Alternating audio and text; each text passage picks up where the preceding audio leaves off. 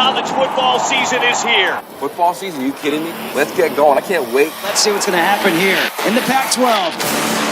He was great at everything he did last season. Rolls Royce, 230 pounds. Josh Rosen, the most gifted quarterback in the entire country. Luke Falk is starting to become that guy. Let's go, let's go. This is our house. Let's go. Did he catch that pin that gets the defenders back? Anything less than being a Pac-12 champion is unacceptable. And Washington State has shot the Ducks. What a catch! Touchdown, Arizona! Are you kidding me? Don't step away from a Pac-12 game. Into the end zone! Touchdown! This is what college football is all about. Let's go put it on display. The type of passion we have for this game. It's right there. Go take it! Well, there's no greater place for college football season in the West than Eugene, Oregon at Autzen Stadium. It is opening day of Pac-12 football presented by Taco Bell, and the Ducks underway as they host the Aggies of UC Davis.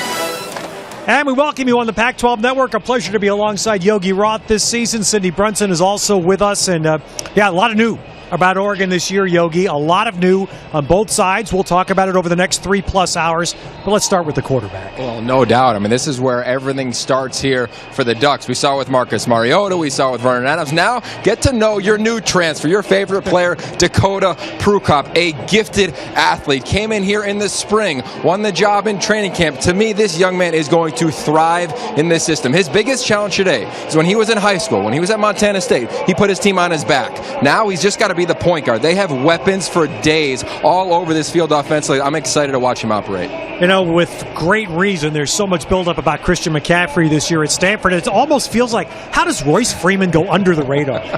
Seriously, I mean, this is a guy, when you watch him on film, you just look at him and it screams National Football League. And you remind yourself, this is a team that's led the Pac-12 in rushing over the last 9 seasons. Royce Freeman is a huge reason why. Started as a true freshman, went off last year. You try to tackle him, you're bouncing off him. It's going to happen throughout this entire season. What I love about him is the little things. It's his pass protection, the way he catches the football, and most importantly, how he leads this team as he's a veteran right now for the Ducks. Yeah, a pillar of the Oregon offense, which expects once again to be high-powered, will get its first test with a new quarterback today. The Dakota Prukop era about to begin in Eugene.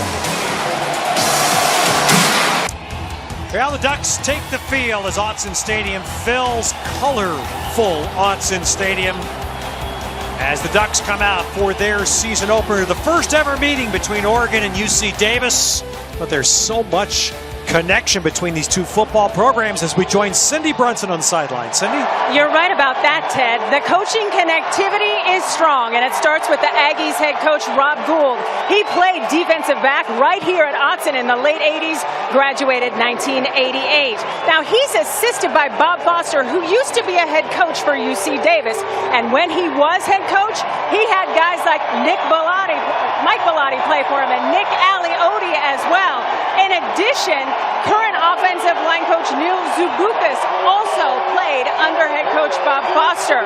The 54,000 strong is ready to rumble here at Autzen Stadium. I can feel them here on field level as the Ducks put a 4-game opening day win streak on the line. Let's do this, boys. All right, Cindy, there's Mark Helfrich starting year 4. And it's a different year. Second straight year with a 1-year quarterback at the helm. Much change, really much needed change on defense that Oregon fans know well. We'll discuss that. And a different Pac-12 North this year. It isn't just Stanford and Oregon anymore. We got depth in this conference, Ted. It is going to be a wild season. It's already been a wild day one around the Pac-12. Week 1, college football is here as kickoff is finally come upon us, brother. Just look at the shots we've seen so far of the crowd. What's the number everybody's wearing? 8. It's a great It just gives you an idea. Whatever we talk about, the Mariota legacy here is so strong, and that's why there's so much focus on Dakota Prukop today. Well, the beauty of this offense, since Chip Kelly and obviously now with Mark Helfrich, it goes as the quarterback goes. You got to be a point guard. He'll get his opportunity. All right, Matt Wogan will kick it off for the Ducks. Joshua Kelly and Jared Harrell are the deep men to return. This too deep for UC Davis. And Wogan will just blast one out the back to start things off.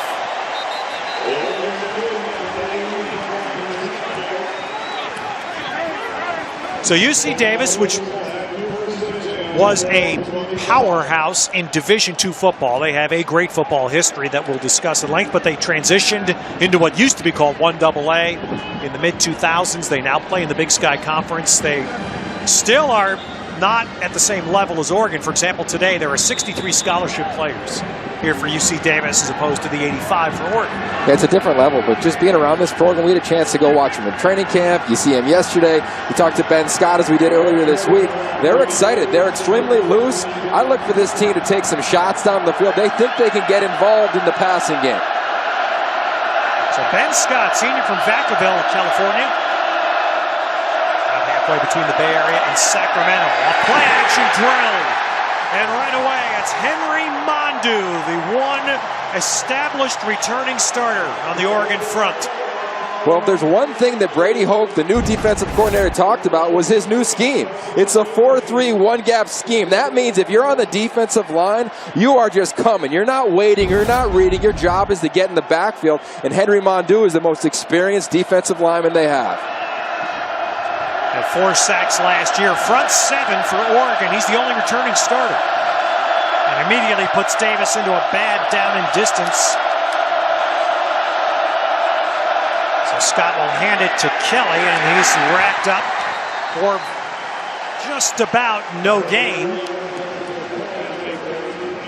Let's take a look at some difference makers from Nissan on the Oregon D. Well, I'm going to be watching Arion Springs all afternoon long. This is a guy, last year he had highs and he had a lot of lows. It's going to be a lot of his technique. We're going to ISO him. Look at his footwork. He's extremely confident. He went back to work on the details, what Brady Hoke calls the laws of football. If this is your responsibility, you've got to handle that before you try to do too much, specifically at the corner position. So look for him to get tested. Johnny Reagan on that previous play, so now it's a long third down for the Aggies of UC Davis. And Scott sets up a screen. This is Luga, their top running back. He'll get some yardage back, but the Ducks stop him short of the line to gain and will force a 3-and-out. When you play Oregon, you cannot have unforced errors. That is the biggest thing. Whether you're UC Davis or whether you're Stanford or USC, doesn't matter who it is. So when you start off first down, you want to take a shot on the play-action pass and get sacked, you're going to put yourself into 3rd and long, which is what happened with them. So there's the new defensive coordinator, Brady Hoke. Outstanding head coach at San Diego State prior to his tenure at Michigan. Sat last year out. And, of course, the big change, as Oregon football fans know well, is to go to the 4-3. As Davis will punt the ball away. Colby Wadman punts it. Charles Nelson with a muff. And is that a recovery? Let's see. Waiting for the signal. And it is Davis ball. So the Oregon defense makes a big play to force a 3-and-out, but a muff on the punt return. And very happy Davis player popping up with the ball. Darryl Graham. Yeah, simply dropped it by Charles Nelson. This is a guy who's extremely short-handed for the most part. You could argue he's their best football player. Last year a defensive player, this year primarily on offense. But we just talked unforced errors for UC Davis on their first play of the entire game. A huge one there for the Ducks, as now UC Davis, they're in a part of the field where they feel really confident when they get inside the 35-yard line. So there's the recovery of the muff by Nelson. So Davis gets to regroup on that first sack by Mondu that sort of set a great tone for Oregon, gets erased by this, which most coaches will tell you is the most devastating turnover in football, is the muff punt or the fumbled punt return. Such a dramatic field position change. Scott's going to keep. Scott does dive forward and gets close to 5. When you talk about UC Davis's offense, this is pro style. Think back to Cal, Jeff Tedford. This is where Ron Gould and his school of thought comes from. You're going to see a variety of shifts, motions, formations. Just try to find out what Oregon's going to do when they align. And if you talk to any D coordinator, what hurts you the most is when offenses are moving a lot. You've got to make sure that you have the proper gap and the proper responsibility. All right, Scott under center. Manu Luga Top running back for UC Davis. They're 7 yards behind. They're running a fullback there, and boy, that play is just completely blown up by a freshman, Troy Dye. Troy Dye, they love talking about this young man. He is an absolute freak of an athlete. At the bottom of your screen, he's simply going to fly off the edge, untouched, Ted, right in the back. He's going to make that play all day long, but I'm going to talk about a true freshman from Norco High School in California. They've been producing talented football players for a long time. As impressive as anybody on the defensive linebacker position. All newcomers there. Safety in high school now playing that outside linebacker in the 4-3, forcing UC Davis into 3rd and 8. Luga leaks out over the middle. Scott going to loop one down the field, and it's caught. Inside the 5 goes Jared Harrell. A pass that hung in the air, and I'm sure a lot of Oregon fans thought it was going to be intercepted. Check out Jalen Jenks on this. He's right here, right? He's going to take a step up the field, then all of a sudden he's going to drop back. That's going to force Ben Scott to pause for a moment. Oh, that's where he wanted to go. He buys a little time, resets, and finds a throw in that second window down the seam. That's gradual level play by Ben Scott. First read not there, come back, reset. Now you're inside the 5. See, the Oregon safety did not appear to take Tyree Robinson didn't appear to take a very good angle on that at all. So here's UC Davis with 1st and goal. Play fake out of the eye. And Scott just launches it. Well done there by Scott. Play not there. You know, I had a chance to talk to Scott earlier this week, and he said this past offseason, remember, last year he gets hurt about midway through the season, doesn't play the last few games. They bring in the backup quarterback, C.J. Spencer. And he said, I went back to study why I didn't play as well as I hoped to. He said, I wasn't having any fun. I was taking it too serious. And specifically to this game, he said, look, it's Autzen. It's going to be a sellout. I'm going to have a blast. And then we're looking at a young man early on. He's playing pretty free out there. Well, it's going to be very free if he can finish this drive and give his team an unexpected lead. 2 tight ends settle on the left. Oh, and a flinch there. So that's going to cost him 5, and those are the small mistakes that you talked about. Dan Plum, the tight end. But what you've seen so far from UC Davis, right, it's so many different shifts, formations, but you're right, they can't continue to have these unforced errors. Only their second one thus far. We'll be tracking these all game long. But those are the things when you play a team like Oregon. You saw it the other night with Appalachian State. They had a chance against Tennessee.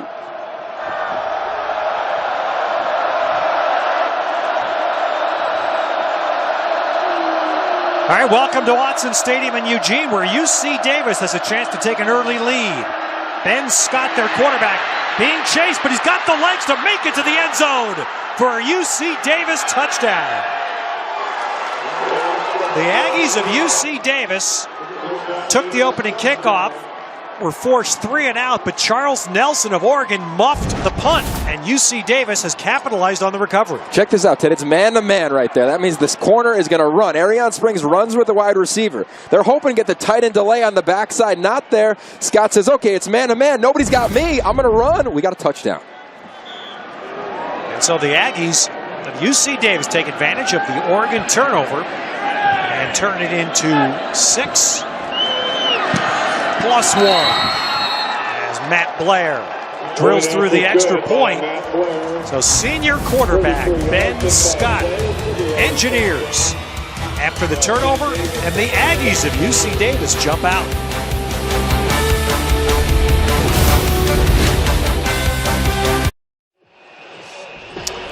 So this game began with UC Davis getting the opening kickoff. Again, a sack by Henry Mondu triggered a 3 and out, but the dangerous Charles Nelson muffs the punt. Darrell Graham recovers for UC Davis. And then the Aggies took it the final 33 yards. And when we talked to Kevin Daft this week, the offensive coordinator, one thing he said to us, Yogi, about Ben Scott, more mobile than people realize. Well, you try to play man-to-man coverage because he's not a threat. Oregon does that. He makes you pay with his legs. So Davis taking that turnover in 33 yards for the score. And this is going to be Nelson bringing it out. Trying to make some amends. And Good run back, pushes the ball just out across the 25. As we look at the Nissan difference makers on the Oregon offense. Well, we talked about Royce Freeman in the open. He's an absolute beast at the running back position, one of the top 3 in the country. But Pharaoh Brown, this is a young man who has not played in over a year. The gruesome injury at Utah 2 years ago. He's finally healthy, 100%. Doesn't even want to talk about his injury. So excited to watch this young man make the return. And it wasn't just a leg injury, Ted. Ashley Adamson did a feature on our network. He almost had his leg amputated. And now he's back on the field, and he's going to be a big part of this offense. That was a terrific piece. And as you can understand, we get some movement right away. Pharaoh Brown, when he was introduced about 15 minutes before kickoff here, he received the biggest ovation from the crowd when his name was announced. Gives you an idea of what he means and how Oregon fans appreciate the 2-year process to get back from that. Oh, it's phenomenal. And you know this as well as anybody. Injuries are not just physical. There's such a mental side to that of getting back onto the field. So now it's live for the first time, and there he is at the bottom of your screen. All right, well, meanwhile, it's 1st and 15 for Dakota Prukop. And right away, Freeman gets a carry. But think about this. For Dakota Prukop, we get a little action at the end, and a helmet goes flying from Brown, and a flag follows him. So we'll hold off on Prukop till we hear the adjudication of this. There's the play. Well, it's Pharaoh Brown at the top of the screen. Personal foul, face mask. Defense number 8, pull the opponent's helmet off. 15-yard penalty, automatic first down. So that's on Colleen Culberson of the Aggies, UC Davis defensive back. This is the Aggies coach Ron Gould. And so that hurts because that erases the 1st and 15 that the Ducks started from. There's Pharaoh Brown on the block. He just had going. Hands inside. So here's Prukop's first throw intended for Brown, and there was a... Boy, that's the instant. There comes a late flag. That was an instantaneous arrival of Darrell Graham, Pharaoh Brown, and the ball. And a flag comes in a few seconds after this. Oh, 100% pass interference.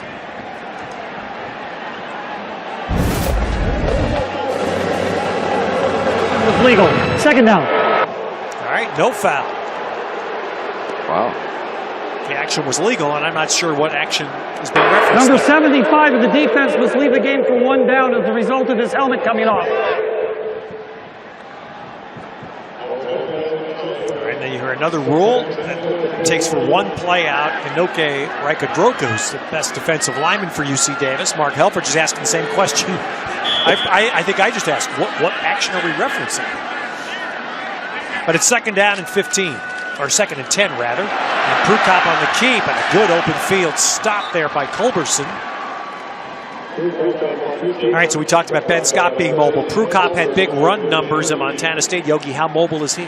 Oh, he's dynamic. I mean, this is a guy who was playing linebacker at first. All of a sudden he gets to his freshman, sophomore year. He asks his dad, Tim, hey, think I could play quarterback? He goes out and works out a little bit. And he says, yeah, let's go for it. So it's not, he's been playing at the athletic positions for a long time. Oh, he got hit as he threw the 3rd down ball up there, and that wobbled. Ends up incomplete, and lucky that wasn't picked. Zach Jones. Here he is, one of the key young defenders for UC Davis.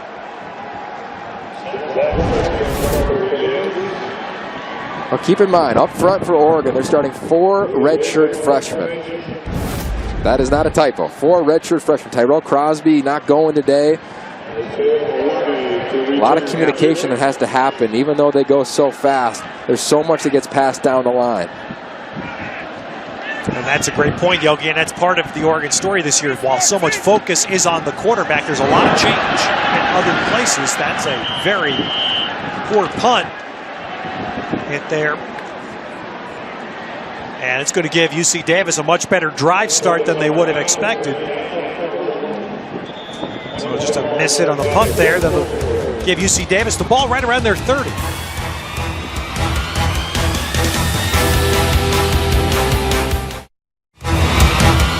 Pac-12 football is presented by Taco Bell. Sometimes you gotta live Moss. By Dr. Pepper, it's a college football tradition. And by T-Mobile, ditch your carrier and switch to the uncarrier. Wow. 2 days before Labor Day, but man, does it feel like football here in Oregon. Just a sparkling Saturday afternoon. We're glad you're with us. Ted Robinson, Yogi Roth, and Cindy Brunson as that ball skips in from Ben Scott incomplete. Let's join Cindy on the sidelines. Thanks so much. Here's the deal. I'm right behind the UC Davis bench where they are in the shade, and it's about 20 degrees cooler. And cool is the message for every phase of the game from all the coaches on the sideline. Yes, fellas, this is a great start, but we have to keep the pedal to the metal. Ball control is the name of our game. Let's go get this. Back to you. All right, Cindy, Ron Gould, the coach there, played 1 year of football here at Oregon. Spent a long time as an assistant coach at Cal, most of it under Jeff Tedford's reign. So Ron Gould knows the situation here at Autzen. He understands what he's facing today very well. UC Davis, a school with a fabulous football heritage that we'll get into a little bit later, but a great Division II power for many, many years that made the transition up about a decade ago. Yeah, and they play an old school style of football. It kind of reminds you of Stanford. They're going to force you to play their style in terms of you got to be very sound fundamentally or they'll beat you. Right now the Oregon defense hoping they can get this 3 and out. It was a missed punt by Wheeler that gave Davis a better start position. Now 3rd and 5. And Scott trying to touch throw and broken up nicely. Well defended by Arian Springs of Oregon.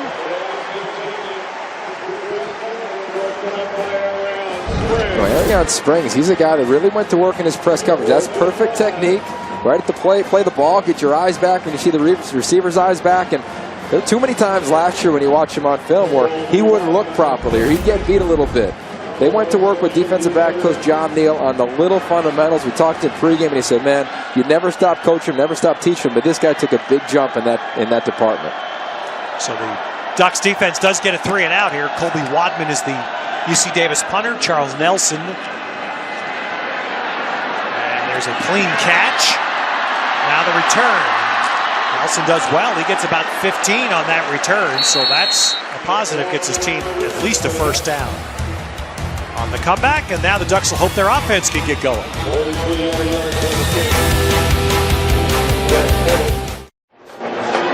Well, welcome back. Ted Robinson, Cindy Brunson, I'm Yogi Roth. And when you look at Oregon's offense from last year, they're dynamic in a lot of areas. And keep in mind that pass yards, that was down because their quarterback, Vernon Adams, was banged up throughout the season. But overall, this is a team they want to score quickly. They want to score often. Led the nation in touchdowns under 3 minutes. Second in the country last year with touchdowns under 2 minutes.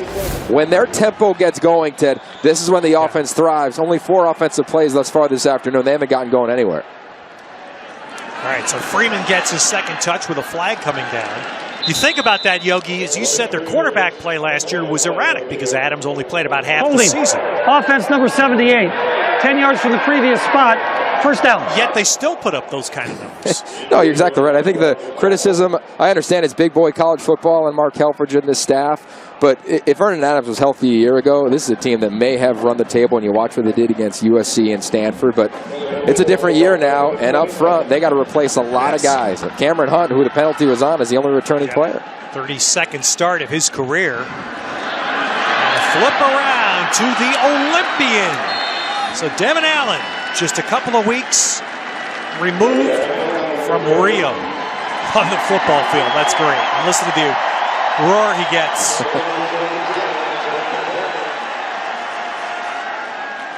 In Tracktown, USA, fittingly. Freeman goes outside, and he's stacked up. UC Davis playing this run defense well in the first quarter. Well, you know, there's so much made about the skill position players, and we've talked about it. Oregon, I think they got the most depth out of any team in this conference at the skill positions, but up front, they're getting beat, this offensive line of Oregon, by UC Davis's defensive front right now. All right, so the Ducks need 14 here on 3rd down. Dakota Prukop in his first Division I top-level start, trying to get his first down here. And he does complete the pass, but not for the first down. The open field tackle by Graham prevents Darren Carrington from getting there. Again, I mean, UC Davis, what they're going to do is they're just going to play sound. You know, Brady Hoke called it the laws of football. They do really well in the laws of football, meaning they've got their responsibility and they do it. You will not see a lot of unforced errors. We saw one on the first snap of the game and only one since then. All right, so Oregon Wheeler will pump for the second time. Isaiah Olave is the return man for UC Davis.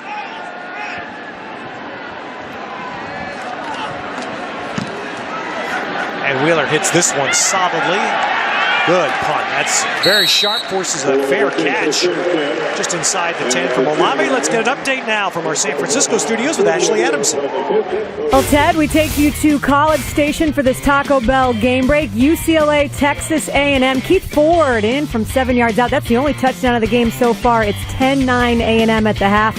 Second half just about to get underway. Ted? All right, Ashley, why do I get the sense the fans here are already stunned?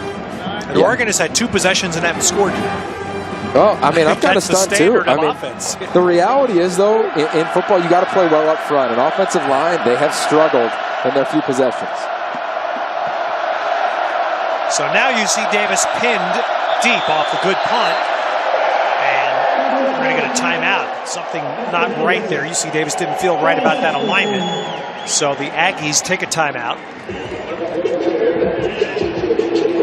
Now the only big win over a Pac-12 school for UC Davis 11 years ago. This was at Stanford.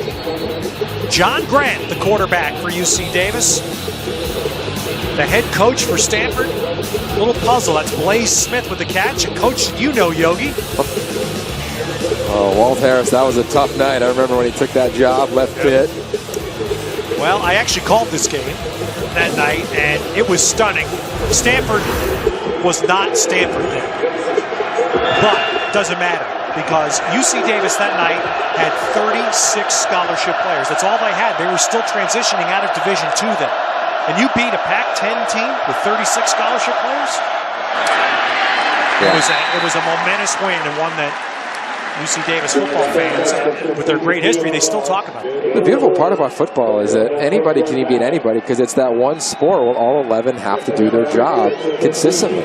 We've seen Oregon thus far. They've been inconsistent on offense. It's been one guy here, one guy there. This will be a nice series for UC Davis. Ben Scott and company, they can just push themselves out of this bad field position. Good first down play there. He got him 4. Joshua Kelly, the running back. Scott, well, that one would have been a gain, but it was off the fingertips of Keelan Doss. Receiver coming back from injury, missed all of last season. Well, for UC Davis to pull off this upset, they got to make those easy plays, right? I mean, there's so much one-on-one coverage they're going to see all day long. They love being in 12 personnel, and in football world, that's basically 2 tight ends, a fullback and a tight end. What it does is forcing Oregon just to play their base defense. Davis not trying to do much with the run game so far. Luga, their top running back, is to the right of Scott. He'll stay in the block, and the slant's caught. Nice spin to the outside, and Davis does get a first down. Catch and run by Harrell, who is a freshman, getting a start at wide receiver for Davis. Well, check out Chris Martin in the slot. You see him right there. He kind of just puts a body in front of a body. Officials are trying to not call that, or they're trying to call that this year. Stay away from those pick-type plays. It was a nice job of him, and just kind of putting his arms up. Get a completion. So UC Davis, new set of downs. Doss gets the ball on the outside, pushes up. So UC Davis seeing something we see a lot in college ball. Yogi, they're just using that short pass game, in essence, as runs. Well, it's called run-pass option. And what teams are doing now, and you're seeing UC Davis the last couple snaps, is instead of running the ball or even having that quick game of 3 steps, they're getting the ball out with the blocker on the perimeter. So 6 yards on that first down. Again, Luga stayed in. And then Scott just throws one up to the sideline. You see that neither receiver nor defender knew where that ball was going. Ugo Amadi on the cover for Oregon. Tell you what, Oregon, they're getting pressure. You know, the one thing the defensive coordinator Brady Hoke wanted is to make sure that his guys and the new scheme got upfield. They've been getting upfield all afternoon long. Ben Scott does not have a lot of time outside a three-step passing game. He doesn't have any time back there, so he's got to get it out, which means I would expect to see the corners from Oregon playing more press-type coverage, trying to disrupt the timing. All right, the Autzen crowd trying to get this defense of Oregon going to get a stop on the third down. Scott's going to swing one out to Luga. A little wheel route up the near sideline, well executed. And UC Davis has a first down near midfield. Check this out here again. Man-to-man coverage, just like we talked about. Right here, man-to-man coverage. Receiver's going to run inside. It's going to allow the running back to wheel out. All of a sudden, you get a little pick, a little natural rub, wide open. That's a great conversion. That's a great play call when you know man coverage is going to happen. You hit that right on. That was a very well-executed play by UC Davis. But here, Oregon gets the stop for loss. You know, this defense, a lot was made of it last year, but they're still replacing a lot of guys. 6 guys on this defensive front 7 are new. They get Johnny Reagan playing that will linebacker position, Henry Mondu, but everybody else who's rotating in hasn't played a lot of football. And of course, a guy that they thought could be impact, and there's a nice play by Dye again. The freshman's making an impact in this first quarter as he drops Harrell. How about that? The 6th tackle already. You know, you want to talk about an athlete, and in this conference, when you're playing at Oregon, you've got to be athletic. They're bringing this type of guy, a former safety, as you referenced, down inside the box. He's playing extremely instinctive because that's where UC Davis is attacking. They're attacking that overhang, outside linebacker type area. So 2 good defensive stops. Now the Ducks need 1 more. It's 3rd and 16.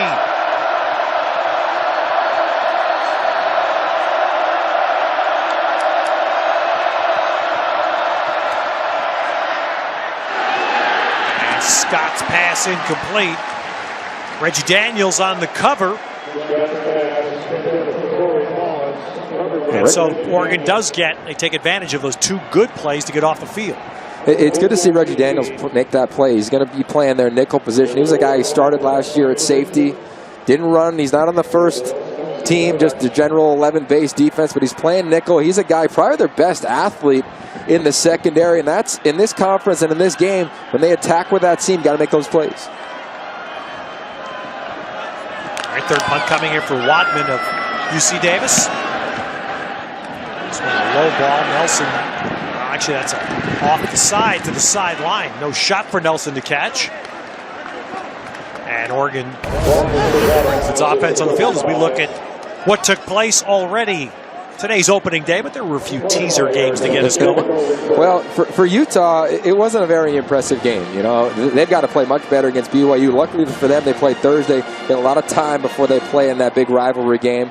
For Oregon State, God, they fought. They're not there just yet, but they are coming. They're doing all the little things you do to build a program. For Colorado, could have been happier for Sefo Lufau and the Buffs with that huge win last night in the rivalry game against Colorado State.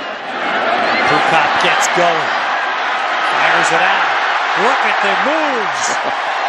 Pharaoh Brown is back. And he was a big play receiver 2 years ago, and he shows it. You know, we talked to Matt Lubeck, the offensive coordinator, yesterday. We talked about scripting plays, and he said, you know, I try to do a couple. Something I think would say, get it to 85 early on. This young man has been pining to get back. First play of the game, he's on a wham block. Then he gets a big play there with the ball in his hands. Nothing better in college football than watching 85 catch and run right now and take a hit and bounce right back up. 2 years ago, he averaged almost 17 yards a reception. As Brady Stevie, the injured Davis linebacker, coming off. There's a lateral throw to Nelson. And Nelson, it's a short gain.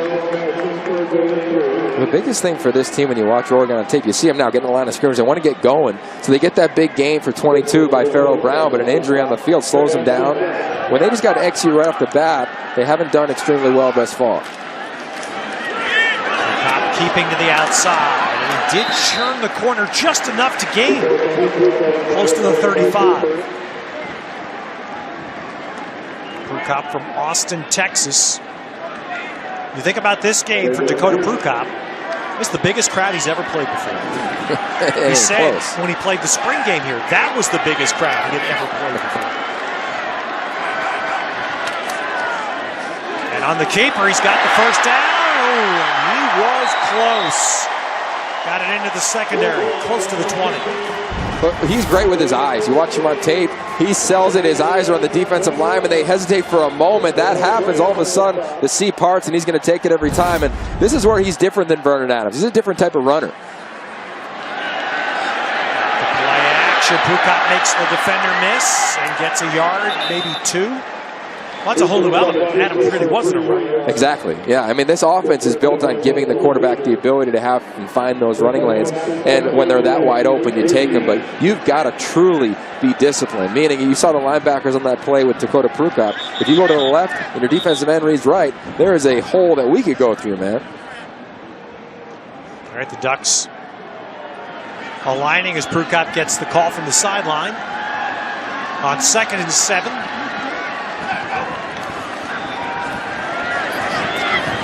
Swing pass to Freeman. That's a pretty good stick there. Give Vincent White, excuse me, of UC Davis credit because he stopped Freeman's forward mode. Yeah, Vincent White, he's a dynamic athlete. You probably know his aunt, Brittany Russell, Olympic gold medalist.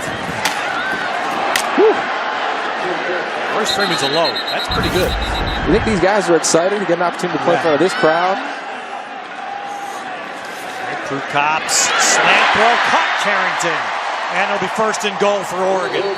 Well, you just look at that series of plays right there. The run by him, then you throw it to Royce Freeman, then you sit in the pocket, throw the slant to Carrington, just being the point guard in this offense for number 9, Dakota Prukop. All right, the Ducks are in the final minute of the first quarter. Close to getting their first points of the season. Freeman. And Freeman will get there. There's the broken tackles that Yogi talked about in the open. Royce Freeman with the finish.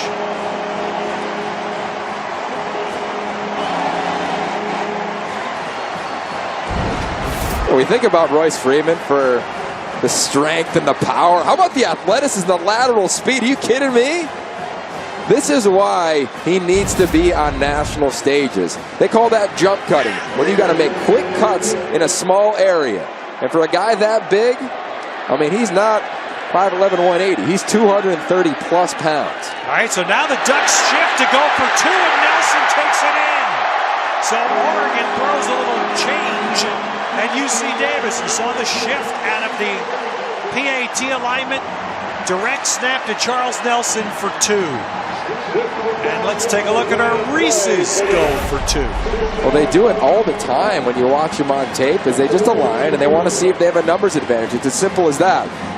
And if you have a numbers advantage, you take it. But if it's even like it was there, you say, well, 6, he's kind of like +1 plus another 1 because he's so athletic. He uses athleticism. He gets a great block from Pharaoh Brown. Waltzes in for the Reese's 2-point play.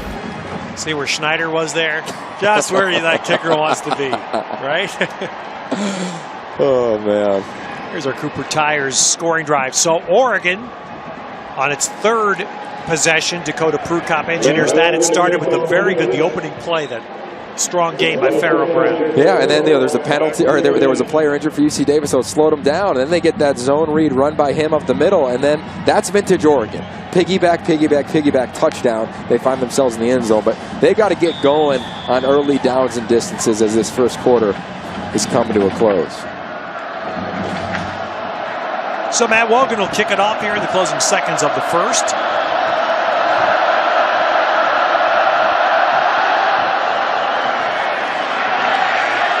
Again, clear the back of the end zone pretty quickly. I think it's also important to talk about. Let's not freak out if you're an Oregon fan of what we saw for the majority of that first quarter. First 2 drives, 22 yards, 65 on the last. You're breaking in a lot of new players. Yes, Royce Freeman is there. Yes, Darren Carrington is there. Yeah, we got Pharaoh Brown back, but 4 out of the 5 linemen are redshirt freshmen. Brand new starting quarterback. I mean, that is the heart of what this team is. They led the Pac-10 or 12 in rushing the last 10 years, man. I mean, that is who Oregon is.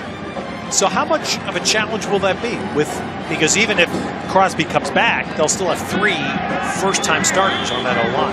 Big time. And can you lead the league? I mean, as good as Freeman is? Well, the thing that they used to do, even back in the day when I was coaching at SC, we'll talk about it right after this snap.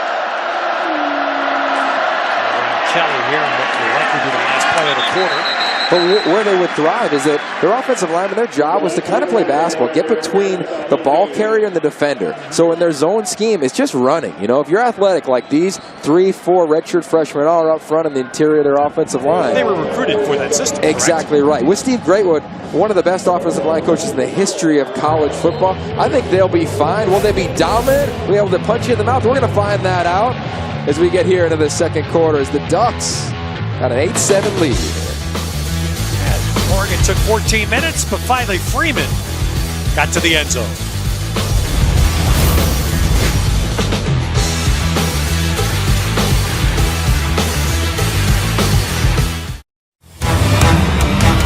Pac-12 football is brought to you by Barbasol, America's leader for a close, comfortable shave. Now with rust-proof aluminum bottoms. Oh, that's a Yogi Roth production meeting right there. Yeah. That's it. You know it, baby. Daily double for Yogi Roth and Eugene. Killer veggie burger and then a veggie voodoo donut, right? Right. Hey, that's how we do it. That's what I thought. All right, here's UC Davis on 2nd and 10 to start the second quarter. Off play action. Scott with a good throw and a pickup to give him a much better third down play. Chris Martin on the catch. Scott's doing a nice job of just staying calm. You know, out of their 15 plays, 8 of them have been passes so far on offense for UC Davis. They know to win this game, they're going to have to throw the football, and they're going to have to get out of his hands quickly. It's just a wise play. Now it gives you 3rd and 2, as opposed to a much tougher third down get.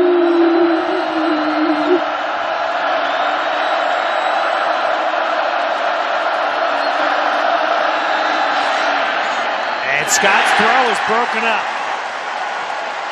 Hoping for a flag there is Plum, the tight end, but that's Williams, Jawan Williams, over Dan Plum to break it up. That is textbook defensive back play. His left arm doesn't touch the receiver at all. His right arm goes over the top, gets right in front of it. A really nice job by Williams. Former linebacker, safety as a freshman. Played, got banged up a little bit last year. Final 6 games he missed with injury. Good to see him back on the field. Ooh, and look at that. That draws Oregon, and I believe UC Davis just got a first. Let's see, did they get a first down out of it? Or are they going to call that foul against UC Davis? False start. Offense. Fading the snap. 5-yard penalty. 4th down.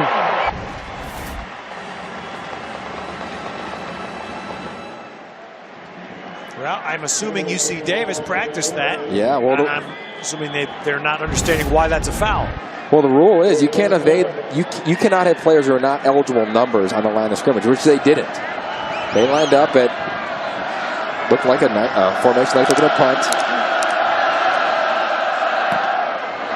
All right, Wadman, the punt. Nelson will call for a fair catch and take that back near the 20-yard line. All right, so UC Davis was hoping to get a free special teams first down. Didn't work.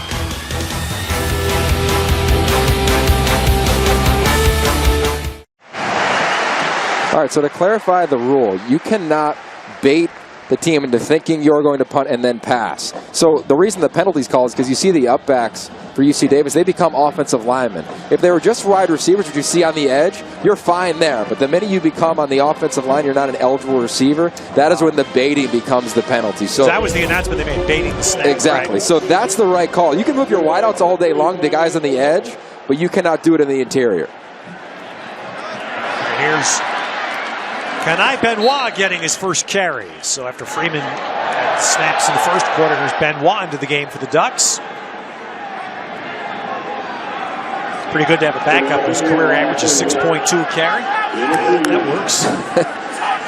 They're loaded at that spot.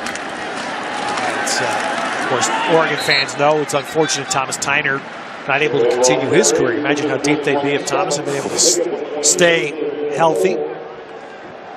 It really comes down to these guys. I mean, Jake Hansen, true redshirt freshman at center. So much goes on there. They had an all-conference center 8 of the last 11 years in the Pac-10 Oh, look at that gap for Benoit. Out to midfield. It's a great job up front in the interior. Just referenced Jake Hansen at center. So he put his hands on him. He just takes the defender where he wants to go, and all of a sudden we got a gap for days. Well, that was a great call on Hansen there. That's Mike Adroka, who's Davis's top D lineman. Now Prukop takes it inside the 40. What's great about Oregon is they can get their offensive linemen running east and west. And when they do that, that D lineman's trying to beat him to a spot, and that means the back door is wide open. So Dakota Prukop on the keeper, it's a great example of an over-aggressive defense. I'm going to make you pay.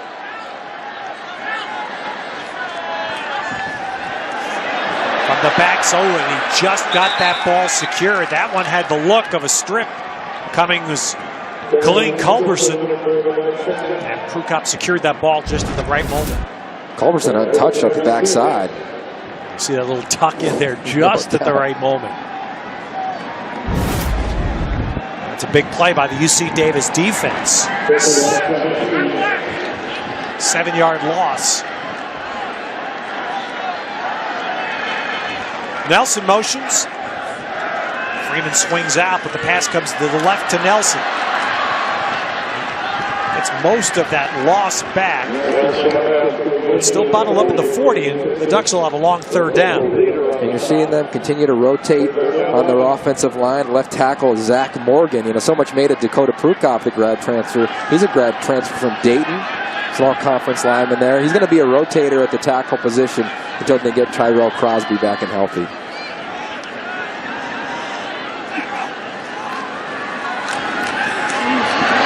Prukop's throw, sliding catch by Darren Carrington. First down at the 20. Easy read. Single high. Man-to-man coverage on the slot. I'm going to 7 all day long. Prukop, a great job with his eyes holding the backside safety. Rips it in there. Back to Carrington with Nelson on the block. It's another staple of Oregon football, isn't it? Wideouts blocking. Well, they have a phrase around here, no block, no rock. Yeah. I mean, they know what they got to do if they want to get rolling here. Carrington, 4 grabs now, 46 yards. And he's a guy who contemplated leaving early last year.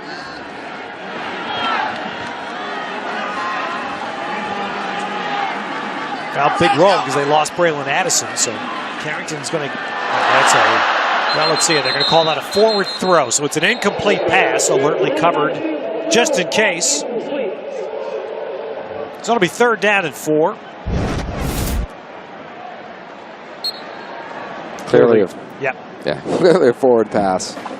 But again, another unforced error. I got 5 unforced errors right now for the Ducks, and we're 11 minutes left in the first half. You know. There's so many things in this offense when they go as fast as they want to go and desire to go that have to gel and mesh well, and it starts up front. Again, we keep hampering it. And that snap, it was Charles Nelson.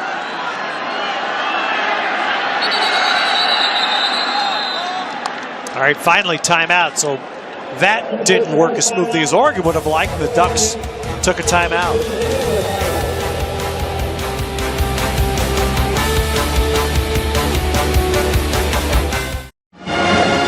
Pac-12 football presented by Taco Bell. Yogi, the first game, so many focus on the score, and I'm looking at that pass timeout there as to a focus on how he played.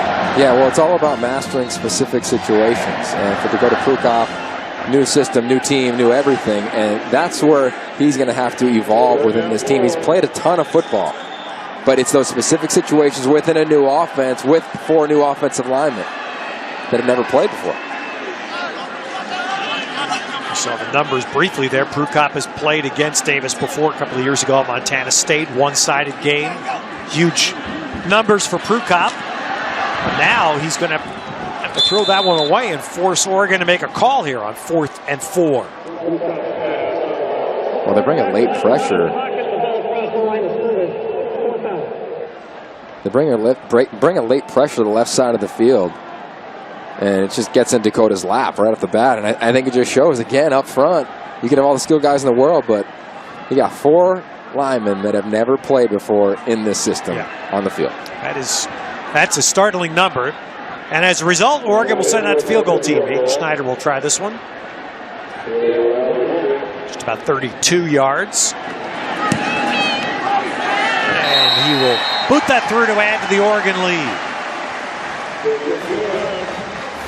So the Ducks tack on 3 from Schneider, who's missed just 3 field goals in his Ducks career.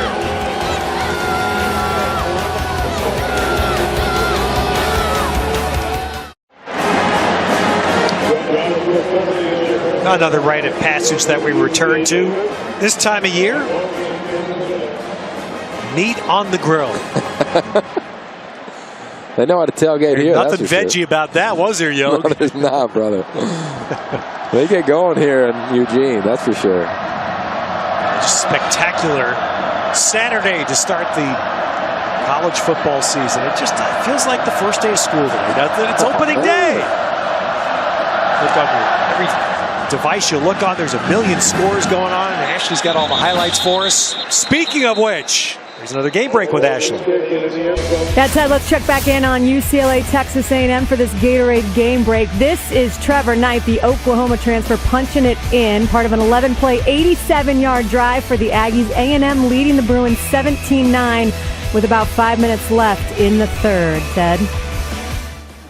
All right, Ashley. Well, a couple of the Pac-12 schools going out playing some big boys here. UCLA and USC both today. Of course, the whole Noel Mazzoni thing, all the dynamic in that game for the Bruins. Oh, there's great dynamics across the board. Noel Mazzoni, UCLA is your reference. We got Lane Kiffin, offensive coordinator, Clancy Pendergast, the defensive coordinator. I see who he hired when he was the head coach. So great football all across the board, and really for the reputation of the conference is what's at stake. All right, so here's Davis back to work now. Ben Scott, and was there a face mask there? It didn't appear to be. Now there is a flag that comes in. That came far away. Now there is a face mask, yep.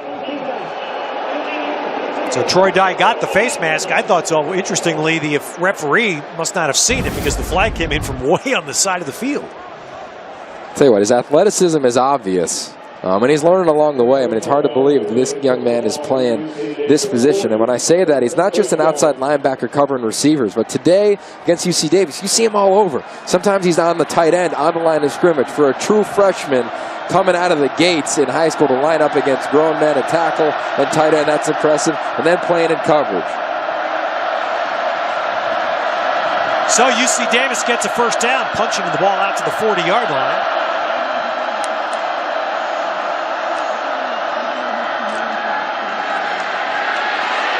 And Scott, again, wisely there, uses his experience, just flips it away. Well, you think about the Oregon defense, Yogi, and we all understand problems they had, the bad taste left in their mouth by the bowl game. They did not have a single game last year where they held an opponent under 20. Not one game. Under 20? Yeah, they struggled. Yeah. But it's keep in mind, I mean, last year they defended 555 passes. You know, their offense, because it goes so fast and scored so often, they're seeing a ton. Now, that's not an excuse for how many points they gave up and yards they gave up, but they're seeing more than your average defense.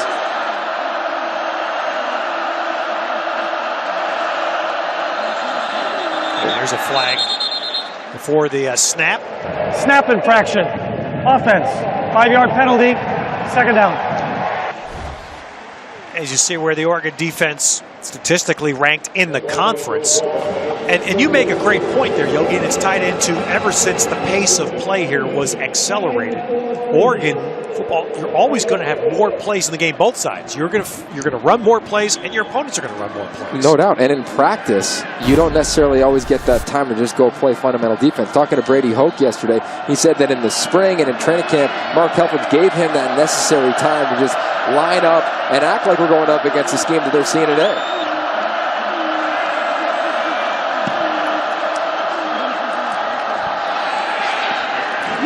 Well, there's a big play for the Oregon defensive front.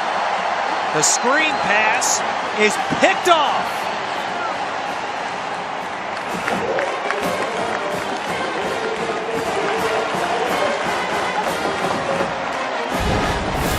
Well, they bring pressure. You'll see it at the top of your screen.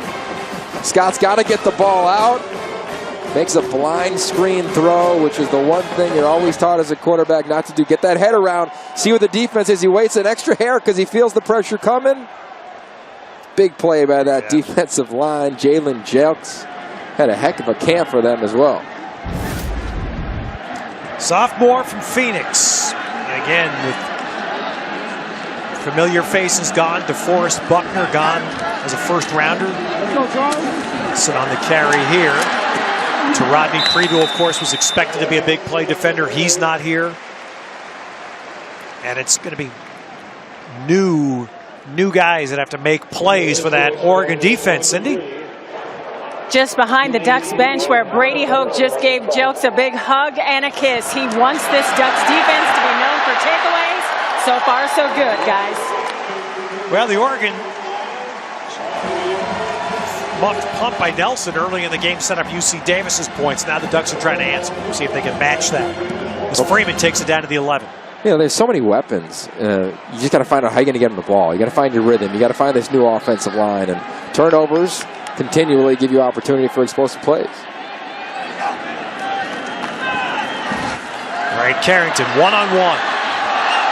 And a good hang in there. That's a nice play again by the UC Davis secondary. That's Branson Johnson, redshirt freshman, that hung in. Well, you better tuck it away. Tell you what, he's going to. Matt Lubick also doubled as the wide receiver coach. That one's going to get pointed out tomorrow. Especially that second hit that comes in. Yeah.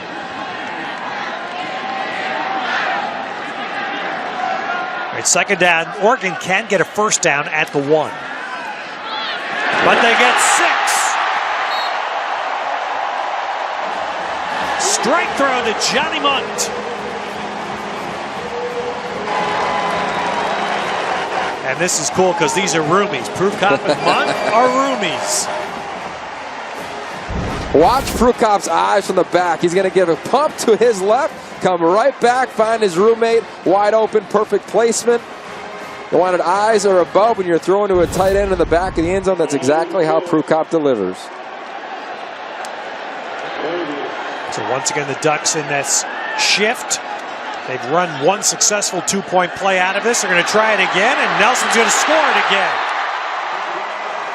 You hit that early, Yogi. That's just it's a mismatch that Davis has to adjust to. It's a no-brainer to do it every time if you're Charles Nelson. The Oregon staff, you look over, he looks over, and they look at the Reese's going for 2 again. It's a no-brainer. You got a numbers advantage. It is game over. Get it to number 6. You got blockers, and you're the better athlete. Tug.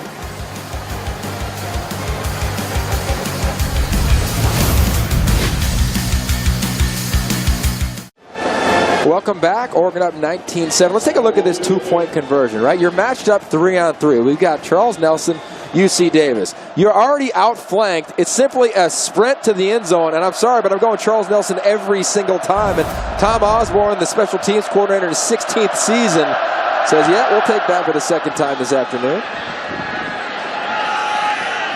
So Kelly bring this ball out of the end zone for UC Davis, and look at the cover by Oregon.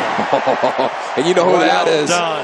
That's that young man is a dominant player in number 19, Fotu Leato. He's a really cool story, too. I mean, number 1, he's the most dominant player they got on special teams. But he was not known as a recruit 2 years ago. His highlight tape goes on Huddle, where all the recruits put their film, explodes. Hundreds and thousands of views because he's just dominating people like he's Troy Polamalu back in the day. He signs here. His only offer is a late get on signing day, and he's been a special teamer. He's actually worked his way into the 2 deep in the secondary, but on special teams, he's the guy, the TV, that you ISO on every kickoff. Yeah, that was well done. I mean, you saw 4 Ducks down inside the 15, basically past the UC Davis blocking. All right, so Oregon has tilted this game their way after a sluggish start. Now Davis trying to regain its footing, and they get a good first down run here. They've not run the ball very much. And that's Manu Luga, senior running back, who has been their best weapon. He's a multi-purpose weapon, can run and receive. Only a second carry.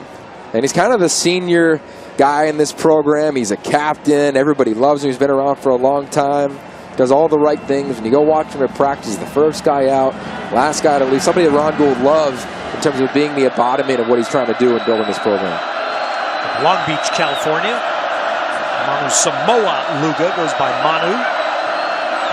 See, that run put them into positive yardage, and Luga will get them a first down.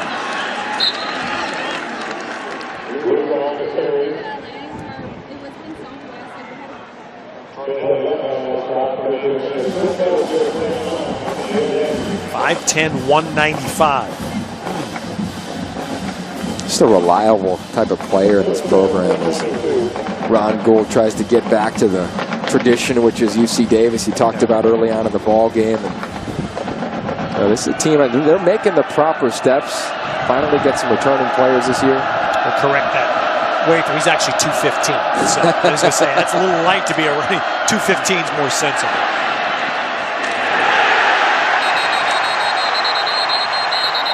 All right, forward progress is stopped there on the throw to Derek Balju.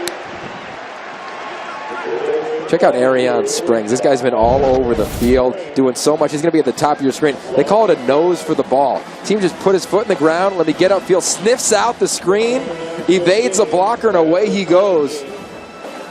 For Brady Hoke, he's got these keys. As a defensive coordinator, he said that Bo Schembechler taught him. One of his 5 keys is defeating the block. That right there is defeating the block.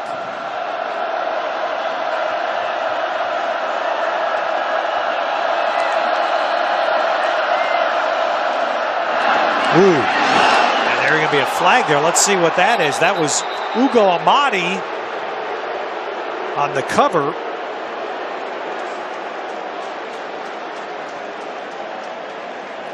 All right, bad receiver down the field. Ineligible receiver downfield. Number 85 of the offense. Penalty is declined. 3rd down. Chris Vaughn was the intended receiver. And so these are the defensive keys that Brady Hoke got. He's got them on his board in his office. He said Bo Schembechler taught them years ago. And one is attack the line of scrimmage. It makes sense with a new 4-3 scheme. 2, deliver a blow, slip a block. I mean, you've got to be physical if you want to win in the Pac-12 conference. 3, find the ball. When this team went to the national championship game, they created so many turnovers which allowed their offense to thrive off of it. They've got to find this year. And then, of course, defeat the block and get after the rock. 4 and 5. Now on 3rd down, Scott arcs one up. Jump ball, broken up, nicely done by Amadi against Keelan Doss. I'll tell you, Ted, these corners, they wanted to come out. This secondary, they got torn apart, and they earned it last year. One of the worst pass defenses in the country. They want to get back out on the field. They're going up against wide receivers, and to me, regardless of the level of football you're at, whether you're a Power 5, if you're a School of 5, or whether you're an FCS team, to me, wideouts are wideouts. They can make plays, especially one-on-one coverage. You can go anywhere. You got to make plays when you're isolated. You've seen them make plays this afternoon. You include yourself in that category? Wideouts or wideouts? Hey, I don't know if Walt Harris would. Fair catch there by Nelson on the 40-yard line. But the difference is, specifically here, is there's so many athletes playing in the secondary. When you're playing corner, you go whether you're going up against a guy like me as a technician, a Nelson Spruce type receiver, or somebody who's an all-conference type of receiver, you've got to be a technician at corner. You can't have false steps. You can't all of a sudden be bad technique-wise. And last year at times when they got beat, that's where they were hurt. All right, think Aliotti will talk about that at halftime? I hope so. I mean, it's the Aliotti Bowl for crying out loud. Yeah, State Farm halftime report coming up. Ashley, Curtis, Nick, and Ronnie will get you all up on this opening day of the college football season. A little swing run out there and good yardage for Tony Brooks James getting his first action. And there's the explosive play at the line of scrimmage. Let's roll. Play clock not even getting going.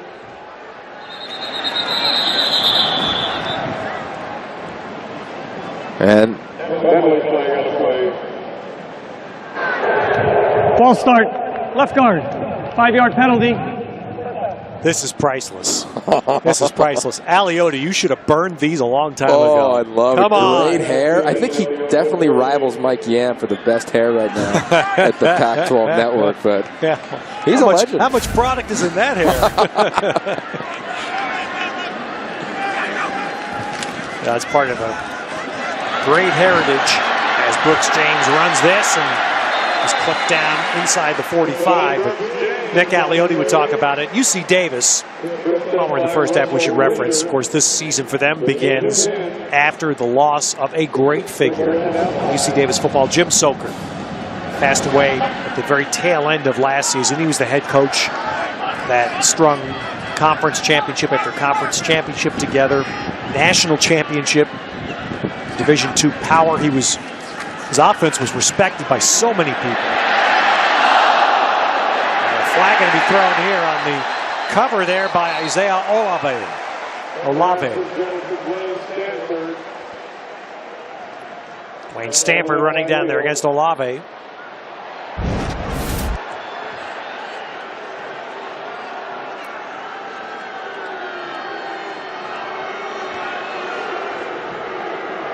I didn't think the coverage was that bad, to be quite honest with you, and those things happen. Yep, no call. So they got together and decided to pick the flag up. Yeah, and to piggyback off your comment on Coach Soker, when you talk to Ron Gould, they call it Aggie pride. And if you're around UC Davis in that program, it's paramount in how they do everything, how he builds this program around accountability, trust, structure, discipline, hard work. Those are his 5 pillars as he's recruiting young men. And right now, they got the 6th best recruiting class in their division of football. Pretty impressive for a team coming off a 2-win season.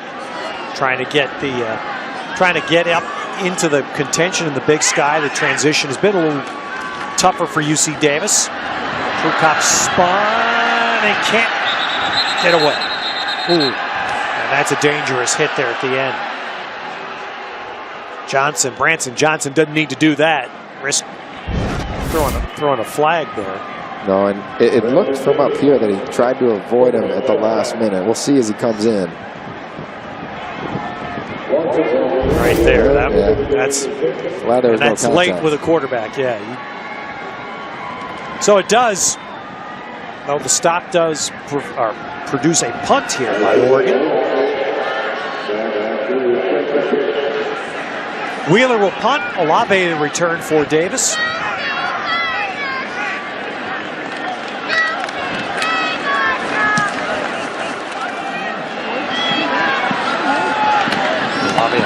Take that one inside the 10 again. Well, since we're talking about this, and UC Davis does have great football tradition in the Division II era, even, yes, a kicker in a long NFL career, Ralph Benershka, Bo Eason. These are names who played, but this is the big one. This is the guy, when Ken O'Brien was a first-round draft pick in 1983, that's when people went, what is UC Davis? Look at that quarterback.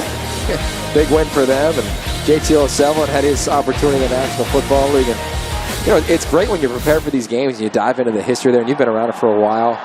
There's such respect for the coaching tree. I mean, Mike Bellotti, there's so many ties just here at Oregon from when he played there. He had a huge catch in the Miracle game there to get that big win for UC Davis back in the day. 2 great ones, Jim Soker and then Bob Biggs. Bob's retired, living in Davis, still comes around the program. And you saw that record, that the transition to the Big Sky. FCS hasn't been quite that smooth. Jim Soker, though, just to finish, as we see the tackle here on Luga.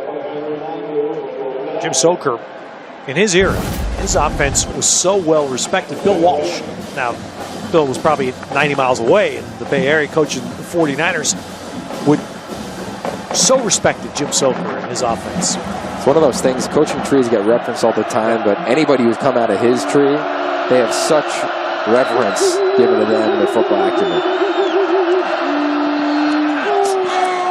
Scott throws one out. There's a good little run after the catch. That could be a first down run by Keelan Doss. The way you try to slow down some of that rush up front is the run-pass option. You see there a little RPO action for UC Davis. Stands for run-pass option. You fake the run fake, and all of a sudden you get that D-line just to slow down a hair because they've been getting after him all afternoon. So some breathing room for the Aggies.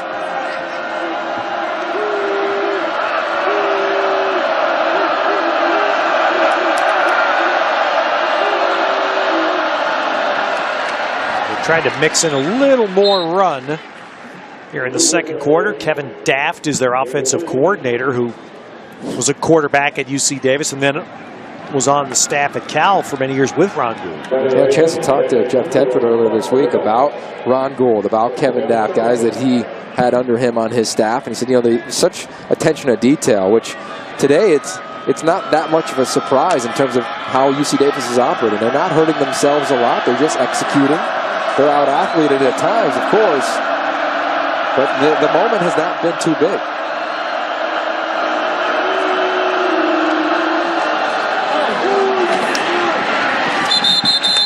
Good play out on the perimeter there by Jawan Williams. It's not like Balju get outside, short of the first down. I think some of our audience wasn't with us at the very beginning. We referenced, even with the upgrade to the Big Sky Conference, UC Davis still 63 scholarship players.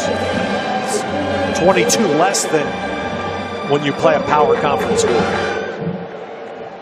Some truths in football, and if you're not sound up front, and I think when Mark Helfrich talks to Cindy at halftime, he's going to talk about his offensive line and just some inconsistencies up front with them. As 4 first-time players in this offense, 4 first-time players have rotated the offensive line, first time ever playing college football. So third down, the Aggies need 7.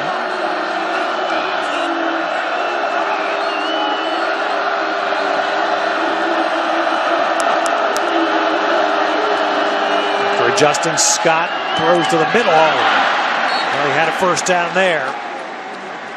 But the ball not held by Luke Williams, the senior.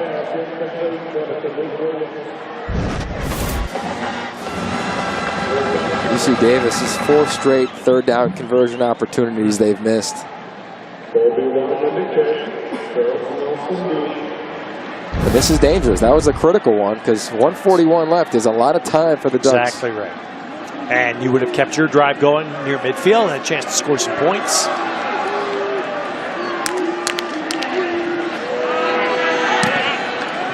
And the punt away. Nelson's going to have a chance to run with this one. Setting up some blocks. He's got some room. He's got a wall down the near side. We could see this coming. And there's Charles Nelson doing his damage. You could see that one from up top here. He had enough time to set up blocks and get a wall. So patient, so explosive. And it looked easy. 45-yard return, sets up one block. Great job by the return team of not getting a penalty by a block in the back, just putting their hands up there, and he kind of does the rest.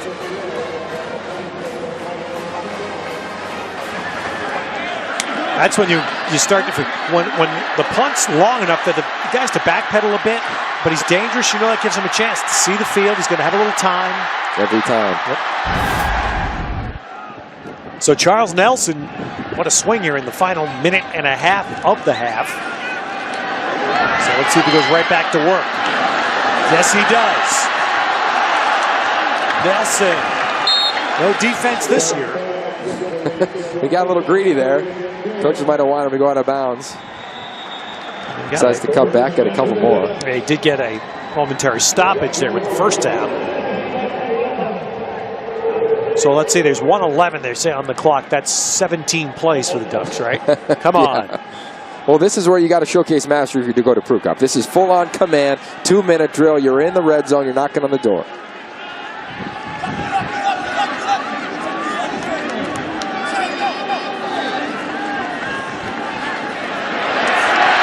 To Nelson in the middle. It'll be, I believe it'll be first and goal. Ball's on the 10. Great job with his eyes. Looks to the right, comes right back, holds off the safety, flips his strike. Much better after the first 2 series for Dakota Prukop. Oops, there they'll miss his Nelson.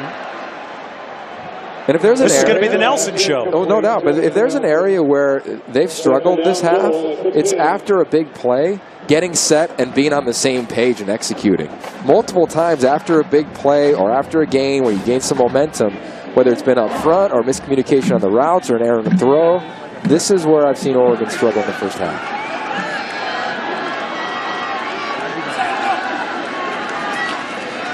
Up pressure, and Davis will get to him. So Prukop's first throw wasn't there, and by that time, UC Davis gets to him. Well, it's a twist up front, and really it's the right tackle, Calvin Throckmorton. Doesn't see the pressure coming inside. Russell Reeder got in there unblocked. And Reeder just runs in. Senior from Encinitas. So with the timeout, the first game that kicked off our opening Saturday, our Pac-12 Network, Jake Browning, big day, Washington, big day. And I'll tell you what, you see 4 plays at 20 yards. You know what I was going to say? I would have circled that little 14 because all of a sudden Washington, I mean, they haven't done this yet, right? An expectation. No doubt. It was impressive. My whole thing on them all offseason is they got to prove it on offense. Show that you can create explosive plays. Are you kidding me? John Ross, it looked like a video game. He was running so fast. And they were playing a Power 5 school in Rutgers who has athletes on that team, and he made them look silly all afternoon. Well, as we look at Prukop, it's one of the stories in the conference this year. There are not many returning quarterbacks. Browning is one of them. Falk is another one, of course, and Josh Rosen. And there's a touchdown by the new quarterback, Prukop. Patient there. Gets the time to find Jalen Brown.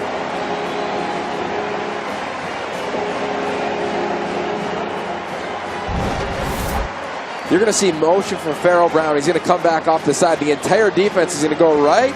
Pharaoh Brown, simple corner route, turns the defender around. There's no help. Game over. That's a great route by a wide receiver. Man-to-man coverage. Jalen Brown's a wideout you don't hear a ton about.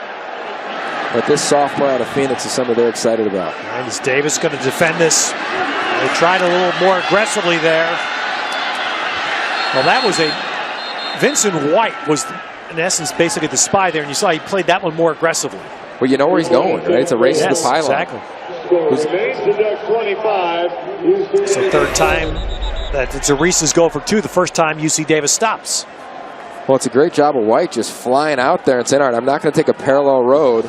And everybody saying, all right, I got to force it back inside. The defenses are always built inside out, so if you can get the outside defenders to force Charles Nelson to cut back, he got some help back there. Finally, this 2-point conversion, they get some of that.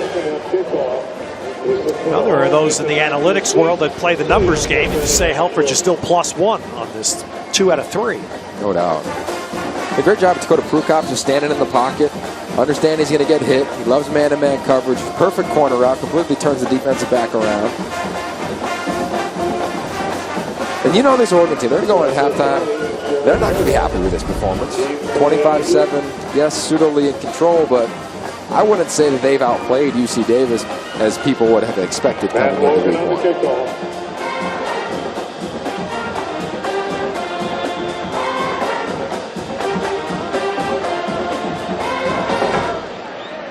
Nate Wogan will, Matt Wogan, excuse me, will launch this. This one going to be in the field of play. A shorter kick. And Kelly's knifed down. Well, there's your man, Yogi. Every single time, this guy, you just got to watch. He's one of those plays you turn on the film, and he just jumps off. Fotu Leatu, this young man, out of Washington, is a special teams stud. And he really sets the tone, because when you get a guy like that, he can ignite you. All of a sudden, everybody's jumping around and excited. Fotu, he's listed as Fotu T. Leato II. I like that. Well, and there's everybody on that sideline understands how valuable that role is. Someone that is so good and just so good and so steady on special teams. Well, especially on this team, they recruit so many athletes that are built like him to earn some playing time. You got to win on special teams. They've been doing it for a long time around here. And a lot of their players, their outside backers, their backup safeties, this is where they can make some noise. All right, for some reason, they didn't start the clock, which is what Ron Gould is asking. What are you doing? Quarterback snapped the ball, took a knee, and Oregon didn't start the clock. I think if you're Ron Gould, you're frustrated, but you're also pleased with how your guys have competed in this game. Unforced errors has kind of been the name of the game for them. They had some opportunities, 2 critical drops, couldn't keep drives alive, and Oregon given opportunity, especially on special teams. as Charles Nelson's return, it kind of changes the game and gave Oregon some momentum here heading into the half. And Davis had the first score. They stopped Oregon on the first 2 Ducks possessions, and then the Oregon offense got going, although Freeman was not a big part. Yeah, no doubt. I mean, since the Davis TD, 27 plays, 74 yards. That's all they've done on offense. All right, let's hear now from Mark Helfrich. Cindy? Coach, in the first quarter, the Aggies were able to score first, and then you guys got going. 1 touchdown in the first quarter, a couple of TDs in quarter number 2. What was the difference for you? Well, just settling down a little bit. Still way too choppy and inconsistent, and we're not playing very smart. Way too many penalties, and got to get that cleaned up. Defense had a big takeaway. New look at the 4-3. Your first impressions? Well, again, we're making a lot of mistakes too. We got beat on the, just a contained mistake on the perimeter on the touchdown, and a couple other assignment things. But just need to settle down and play. All right. Thanks, Coach. Thanks. 27 and. All right. Well, Yogi, you hit that right on the head. That was Mark Helfrich. Not happy. It's going to be exciting to watch them come out in the second half and see if they can correct some of those mistakes. Yep. Standard coming up. All right, it's halftime. Now to Ashley Adamson, the State Farm Halftime Report. Thank you so much, Ted. I know fans will be sticking around after they saw that picture of Nick Aliotti. Ronnie, Nick, and Curtis joining me for the State Farm Halftime Report with their first half thoughts on the Ducks. Plus, we'll get you caught up on the first Pac-12 SEC showdown of the day. UCLA trying to hang tough in College Station. Stick around. The State Farm Halftime Report is next. This Pac-12 football halftime report is presented by State Farm, here to help life go right. And brought to you by Snowden, directed by Oliver Stone. Only in theaters September 16th.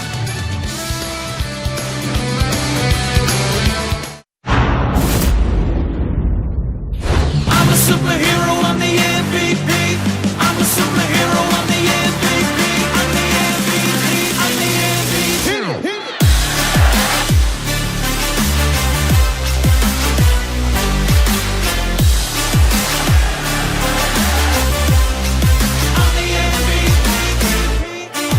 Now UC Davis got the first points. They were also the only points they had in the half. The Ducks end up 25-7 the better at halftime. So, Yogi, we heard Mark Helfrich, and he wasn't happy. If you were assessing the first half, what would you think from the Oregon side? I would agree with him wholeheartedly. I mean, it's the offensive line. I mean, at times they're playing 4 brand new offensive linemen, 5 redshirt freshmen, new offensive linemen have rotated at some point. So they just got to find the continuity because they try to go so fast in this up-tempo scheme. Got a new quarterback. He's running the operation as the point guard.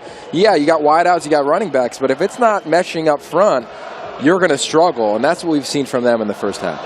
All right, that's from the Oregon side. Let's hear it from the UC Davis side now. Just a moment ago, Cindy caught up with Ron Gould. With Davis head coach Ron Gould, at the half you were down 18 because the Ducks scored 18 unanswered after you opened the game with the first score. What was your message at the half? Well, we shot ourselves in the foot. You know, we had a couple drop balls.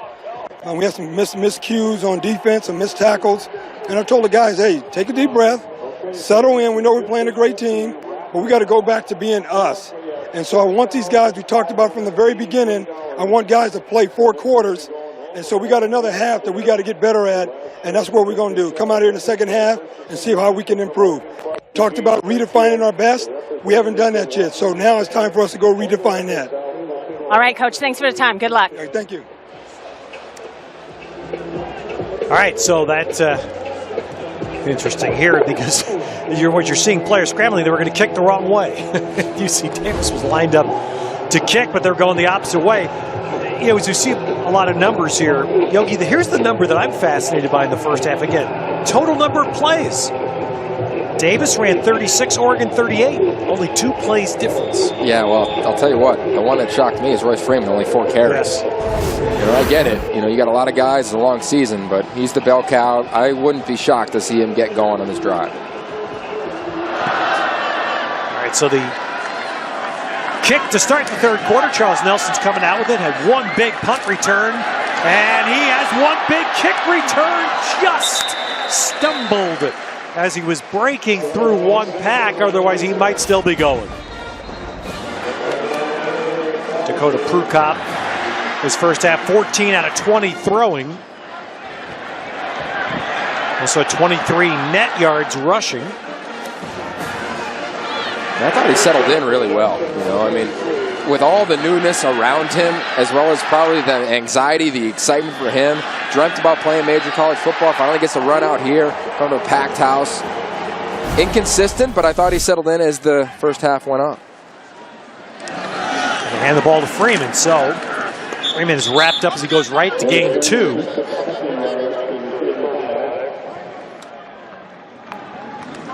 Prukop had a line a couple of weeks ago that I thought was really telling. He said, somebody asked him about about being around Oregon. Of course, he was here in the spring and now playing, and he throws the out there that's complete just across the 50-yard line to Carrington. But Prukop said one thing he's loved about Oregon football, he said, everyone here is a yes person. And that's a life lesson, really. It really is.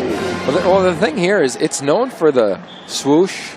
Outside of the Pac-12, probably known for some flash, but they got a real process about the way they do things, literally from how they wake up and how they make their bed and how they run block. Well, that's maybe a touchdown. Yay! Let's see. They're trying to decide. Down just shy of the goal line is Freeman.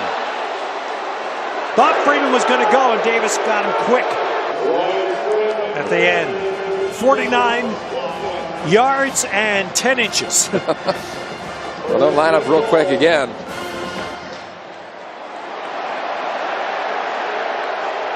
And, Freeman.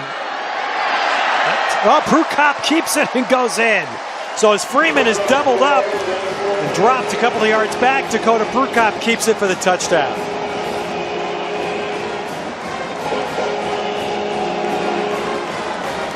There is no justice in football. Well, it's vintage. That's a vintage Oregon drive. They start off a zone read run. They come back with a corner route to get you going a little bit. All of a sudden, they get the defense to expand. Big run, touchdown. All right, so Oregon 2 out of 3 running this play in the first half. This time they flip it the other side and get an easy one. How good is that? That is the most frustrating thing. I'm frustrated for UC Davis. And that's quarterback Travis Johnson. Well, let's see.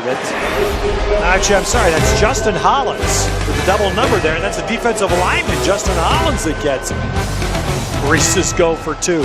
Works for the third time.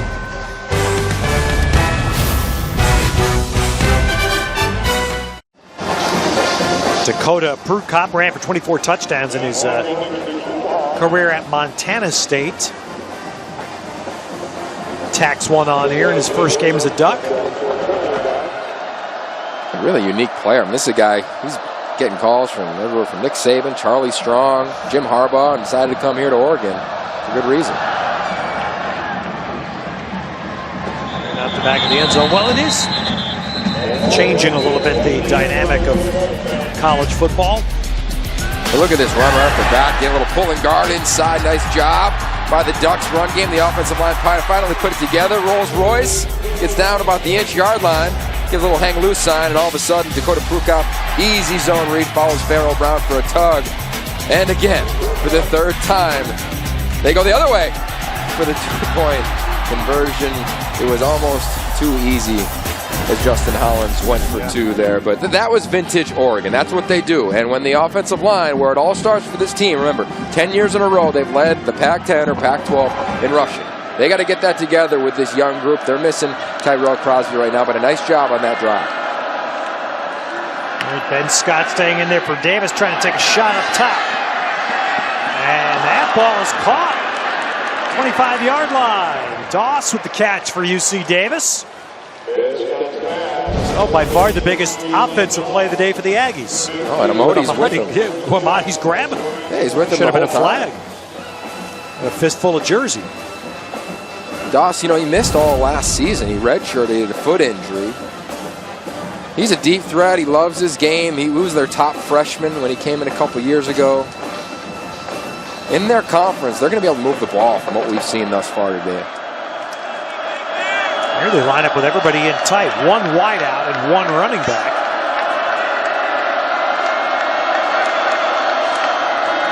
That's Luga that gets the carry. And so a little power look there. Luga winds up getting 5. Great effort here by Johnny Reagan. You're going to see him kind of right here in the middle of your screen. He misses on the blitz, but comes right back. They call that retracing in the film room, coaches. They say, I retraced the path you just went on. Great effort by him. You know, he's at Pac-12 Media Day with us, and Mike Yam and our crew. Incredible student athlete. He's really the veteran. He's the leader of communication of this defense.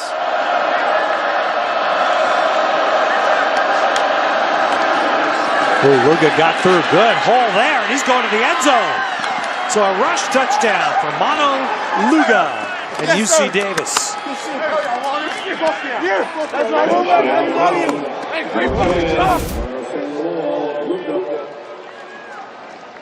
Well, a really nice job and by him just hitting the path. They try to run a blitz inside between Reagan and A.J. Hodgkins. They kind of get crossed up, and all of a sudden, nobody's responsible for that gap. He runs untouched for a touchdown for 20. So Mano Luga gets his touchdown, his first of the day, and now extra point attempt by Matt Blair, freshman from Moraga, California. Did he call the bank? Yeah. Well, Luga with a touchdown run, and Blair with an odd extra point. Well, power football from the Aggies for a couple of plays. All right, here's the area that Oregon's responsible on defense for, that alley right there. You can see Johnny Reagan and A.J. Hodgkins. They're going to run that cross dog blitz. One guy's going to go one way, the other one's supposed to loop around him. It doesn't happen, and all of a sudden, it's 20-yard touchdown pay dirt for Manu. UC Davis back on the board. So a lot, is that part of the learning process? 4-3, Hotchkiss first game he's played in not only Division I. There's a run back out of the end zone. Well, Nelson, this time he does bust through. Needs one, and then a good angle at the last by UC Davis to prevent a touchdown. And had the luck of going the distance, saved at the very end by Joshua Kelly. Let's go back to our San Francisco studio now, and Ashley Adamson with a game break. And Ted, we go back to College Station for this Taco Bell game break. Dramatic comeback by the Bruins late. UCLA down 8 to Texas A&M, under 3 to play. Josh Rosen lobs one up for Kenneth Walker.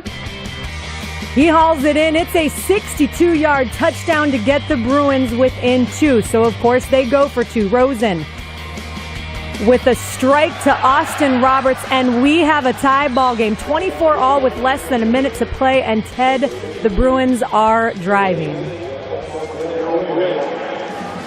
Yeah, thank you, Ashley. Yeah, UCLA just got the ball back here in the final minute as Griffin gets his first carry of the day for Oregon. Ducks trying to maneuver after the big kick return by Nelson. And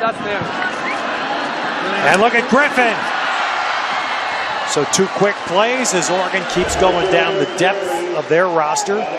You see the Josh Rosen story today. But we saw that early interception that he had. He was getting sacked, kind of just threw it up. Similar to one of the plays Dakota Prukop had in the first half here. And the fight that they have, if you watch the drive a couple years ago on the Pac-12 networks, you know that's what Jim Moore is going to instill. Not surprised by this comeback at all. Whoops. That's a pickup. Could be a scoop and run. And no. Let's see what the ruling here is. That's a forward pass. All right, the ruling is that that ball was flipped forward, thus it is an incomplete forward pass.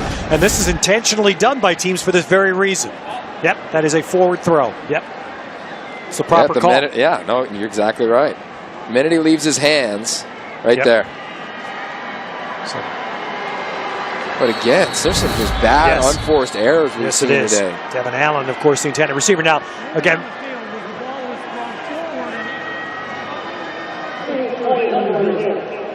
plays under review, but that's intentionally done by coaches, and you see it in the NFL as well. They intentionally run that play that way because if the handoff is muffed, it is a forward pass. Yeah.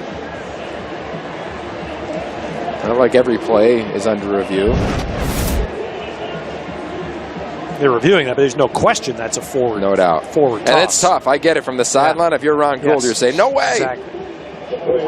But the whole idea, right, you'll see the hands depart and go to the outside.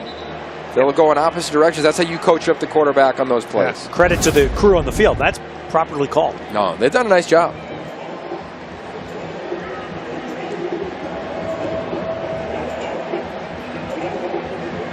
And again, that is not by accident. It's exactly how that play is taught. See Ron Gould, he's definitely pleading his case. Critical drive. You know, that's a huge turnover if they get that ball. But it's tough. I mean, you have so many weapons on this offense. You're trying to find creative ways to get guys going. Pass is confirmed. Second down. Yes. Please reset the game clock to 11 minutes and 30 seconds. The clock will start on the snap. Steven Strimling, our referee today, and he uses that word confirm, which means it was the proper call. When the officials on the field make that, they love saying confirmed. Like, dude, we were right. Okay? I went to the officials training camp this summer prior to the season. You were there as well. Got to see and be around them. And they go to work. They take this extremely seriously. And all of the program spearheaded by David Coleman. And I think it's very clear it's paid off. Prukop's keeping. And look at him just picking his way through that defense, taking it down to the 11. We've seen that play for years here. Fake, throw it to your offhand side. If there's any pressure up the field, put your foot in the ground. We've seen that with number 8, Marcus Mariota. Saw it last year with Vernon Adams at times. Oh, Freeman, that's a big-time collision with Anthony Baumgart, sophomore defensive end. I would not want to have to fit the gap if Royce Freeman was coming at me. Well, he's been a difference maker here. We talked a lot about it the last couple of years. That's the back that Oregon really hasn't had. It's going to be close to a first down. We'll wait for the mark. And we were saying last year, probably Jonathan Stewart. You see Davis saying they have the ball.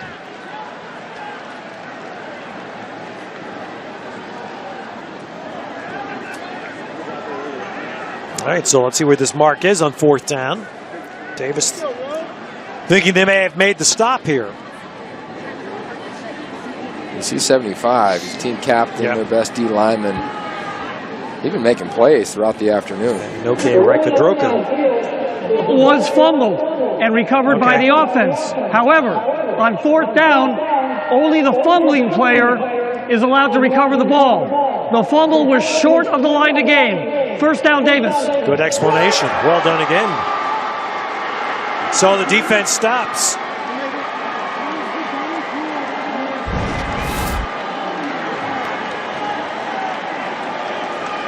See Freeman, a little penetration by UC Davis. Puts his head down. Great collision.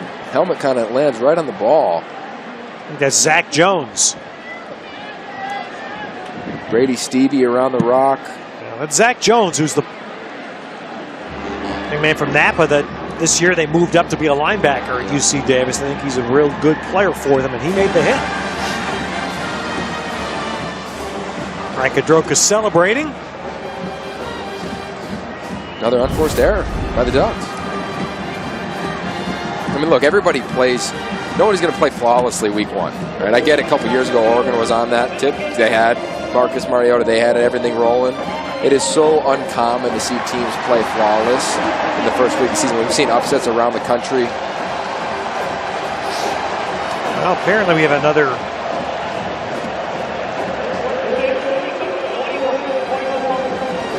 He did not.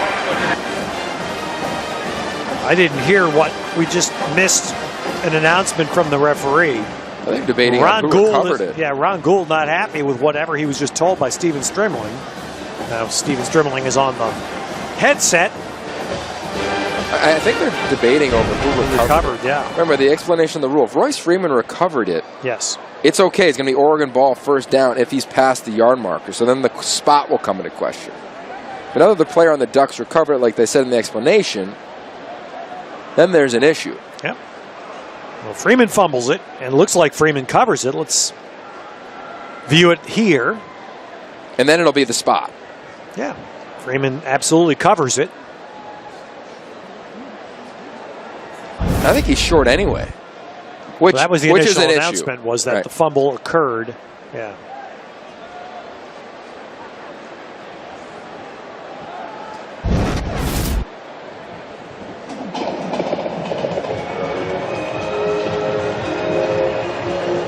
Ball's out. If Freeman recovers it, Oregon's going to go kick a field goal.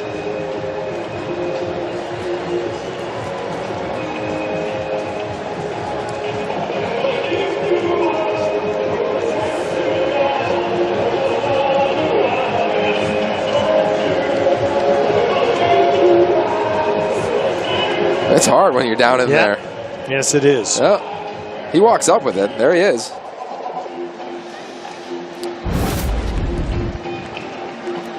But this is the other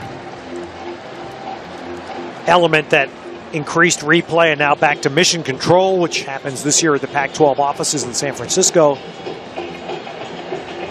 The other element this adds is lengthening out a game that's already too long. Well, what I like about it is that you got to get it right. We understand that. Not only you got to get it right, but there's so many of these scenarios that teams are working The ruling on the field of a fumble and recovery by number 21 is confirmed. The recovery spot is short of the line to gain. It is UC Davis balls on downs. First down. There we go. So fourth down, they run the ball, fumble it, recovered by Royce Freeman, which is legal. Didn't get enough for the first down. Turnover on downs, UC Davis. No field goal, no points. Here come the Aggies. And a big stop, a critical stop. Yeah, that's a good one. I think Ron Gould's words to Cindy coming out for the second half pretty clear. Is hey, throw that 25-7 halftime score away now. We just need to be a good football team in the second half. That's right. So right now it's a touchdown each in the third quarter. UC Davis backed up. Ben Scott has gone the distance. Ooh, and there's Swarm. Boy, Oregon's defensive front just crushed there. Austin Malawata. You'll see him in the middle of your screen. That's called one-gap defense right there. He gets right between the guard and the center. He's a guy who's played pretty much on the center most of his career. Fiery guy. We had him on the training camp show. He talked about the difference between this 3-4 defense last year and a 4-3 now. And last year, he'd have to hold up and read, which there's benefits to that. But now he gets to pin his ears back and just get after the quarterback. Justin Hollins was alongside him coming in on that play. Now Davis trying to push themselves out from the shadow of their goal line. Luga gets a couple. And it's Jalen Jenks again. I mean, he was the biggest surprise in training camp in the defensive front. We weren't really sure where he was going to emerge, but he kind of found his niche. And in this defense, I think it really benefits the way they've recruited. Because keep in mind, you're changing schemes, but you're not changing players. You've recruited players to a 3-4 defense, meaning you've recruited outside linebackers as he can run. So now you're not asking him to read at the line of scrimmage. You're saying, Jalen Jenks, run off the line of scrimmage. You showcased it on the last snap. Long third. Scott has some time and then just airs one up, and it's going to be incomplete. Amadi was hoping he could position himself for the pick. Chris Martin, the receiver. A nice job down the field by Amadi. The corners here have really impressed me. But the scheme in and of itself, I like how they've altered their fronts. They've dropped defensive lineman. Jalen Jenks drops into coverage on that last snap, forcing Ben Scott to take the deep throw. One-on-one, man-to-man coverage. But overall, I think it's a big improvement at corner we've seen thus far from the Ducks back in. And Colby Wadman, no room to spare there. Charles Nelson, eyes wide, standing in midfield. He's thinking house on this one. He's going to get a shot again. Boy, a low line drive. And Nelson let's see if he's going to get there. He's getting close inside the 10. Just another one. You could see that coming. I'm not ready to anoint him as the Black Mamba. You know, he's not D'Anthony Thomas just yet, but there's an element when he gets the ball, this whole place stands up, and you could feel the field almost tilt, and all of a sudden he's running downhill. Oh, look out, here we go, and he's making it happen at the end on his own. He's going to force teams to alter how they punt the ball against Oregon. You can see the 2 times today where he's had pretty good chances to look at the field and see he just takes off. 257 all-purpose yards today, Ted. That's pretty impressive. All right, 1st and goal here. Prukop stays in. Freeman runs it down to the 5. Although, did you see Christian McCaffrey last night? The punt return that got wiped out by a very dubious call, I thought. That's been the best play that I've seen in week 1. Yeah, I mean, it was some return. All right, 2nd and goal coming with the injured Oregon player.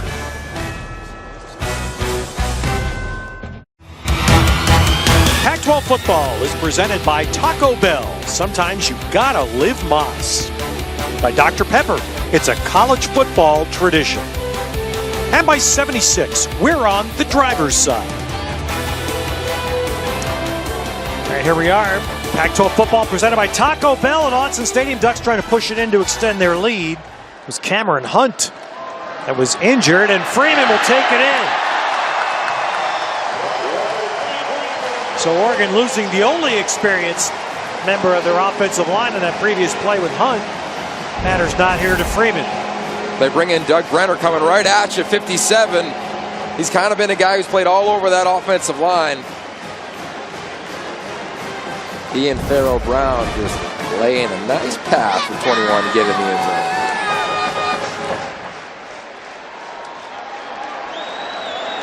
All right, so the Ducks. I'm doing it again. Yep. Going up top. Now they're coming back. See if they try to kick one here. They've had 3 successful 2-point plays out of that shift. And now they're going to run this one.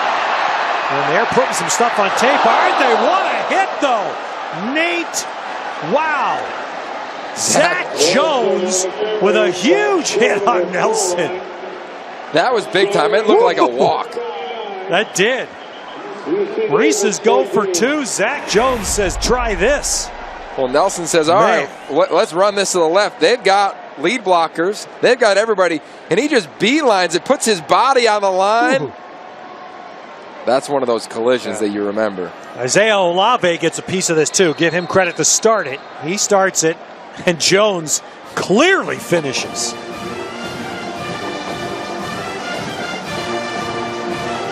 I'll tell you what, when Oregon, they continue to do this, there's an element of frustration for opposing special teams coordinators now, because now whether you're Virginia, you can look at the entire schedule.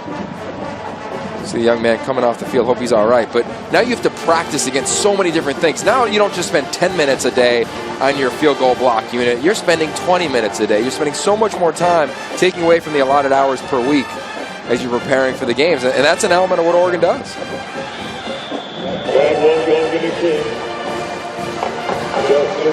The way Jones was walking over there to the bench, he's got people looking at him. I wonder if he's going to go through, in today's day, a little bit of protocol there. Yeah, you hope so. I love that element in college football. And well, okay. Well, looks like ankle instead. But caution today, absolutely. And in college football, in the Pac-12 specifically, over the last 2 years, there's a spotter program now. You're up in the booth. Each team has a representative, keeping an eye on anything that's happening, calling down to the medical team. All right, Wogan hits one short. That's going to bounce out of bounds. Not touched by Joshua Kelly. So that'll give a good drive start here for UC Davis.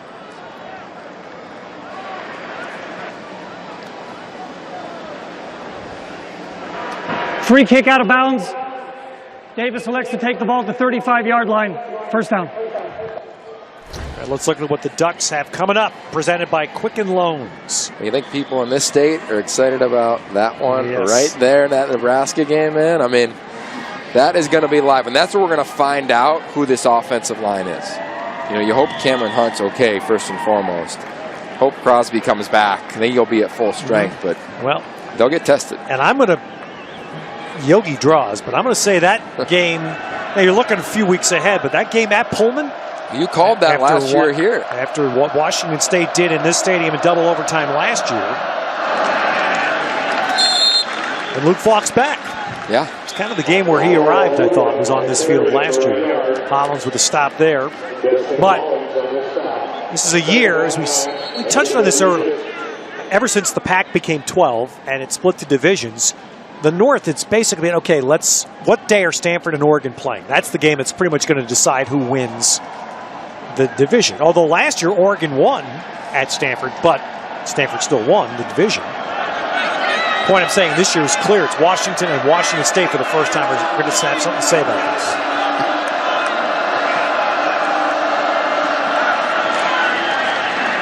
And there's Lugo with a good bounce and drive it out across the 40. And we'll get our first look at the Cougars with Luke Falk, with Gabe Marks, one of his top targets coming back. And that's coming up here shortly on Pac-12 Washington. You'll see that one from Pullman. I'm excited to watch that game. You know, this offense didn't finish the year great in the Miami game and their bowl game. Obviously, the weather was an issue there, but Eastern Washington they're one of those scary teams. You know, you don't necessarily want to have them on the schedule. Oregon saw what happened last year when they faced them. Is Washington State an elite team? If so, they should handle that game. And we're going to find out how mature they are, how much they've read about themselves all offseason. And the Cougars went through that very thing last year. You'd hope they would know that one. Yeah, you're Portland exactly right. State, right. But you're right, after what UW did today, I mean, they just looked like they were 3 times as fast as Rutgers are now on the field. That defense, man, is lights out.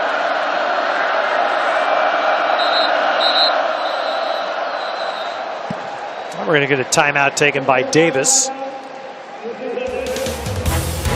right, that'll give us a pause here midway through the third in Eugene.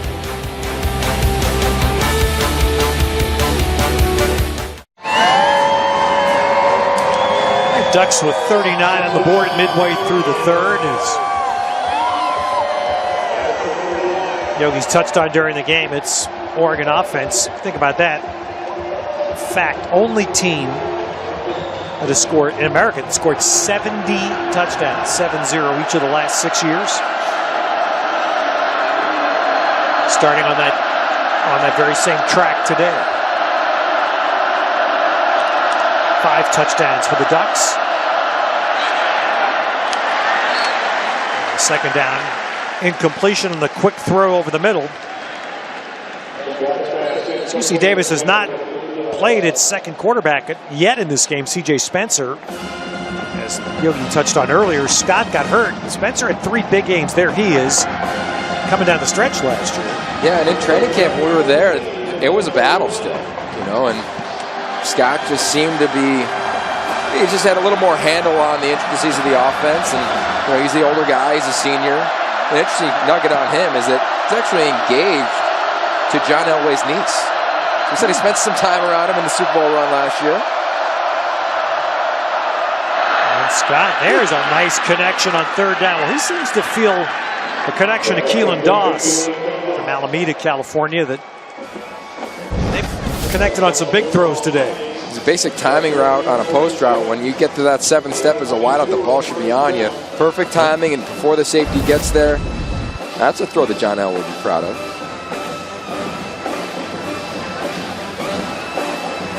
Now, part of UC Davis football,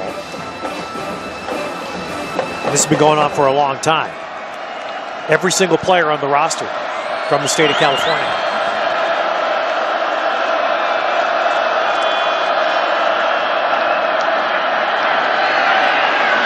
Oh, Scott got one out there.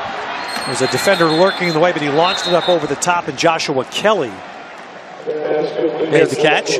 That's it. It's a great note about just recruiting the state of California, because as we know, quarterback Dakota Prukop, not from the state of California, was born there, actually. His dad was coaching at USC at the time, lived in Texas. His dad, Tim, played linebacker at UC Davis, so of course he called the coaching staff and said, hey, my son is playing. He's trying to play the quarterback position. You should take a look at him. They look at him as a junior, and they say, oh, I'm not sure if he necessarily is one of our guys right now. Rightfully so. He's still developing his first year as a starter in high school football. And they get a quarterback to come in and commit. Scott throws it out there on second down, and a little fight going on there, and a flag's going to come in. So that was a jostle between Doss and Arian Springs. And that's been a fun battle all afternoon long. But anyway, Tim Prukop calls back the UC Davis Pass staff. interference. Defense number 1. Ball be placed in the spot of the foul. First down. He calls back the staff and he says, well, let's take a look at his senior film. And they say, well, really good, but we already have a quarterback. We're full for our allotment. So he's Tim Prukop was kind of saying, hey, take a look at my son. If you want him, you have him. UC Davis said, we don't have any room. It was a little too late in terms of his playing ability for them. He goes to Montana State, balls out. When he plays against them, goes absolutely crazy from a yardage standpoint. This young man threw for over 300, ran for over 100, wasn't even playing in the third quarter, and now here they are today. Playing one another, the alum from UC Davis, his dad watching in the stands, Dakota's on the side. Luga winds up getting a yard. So here's Tim Prukop as an Aggie.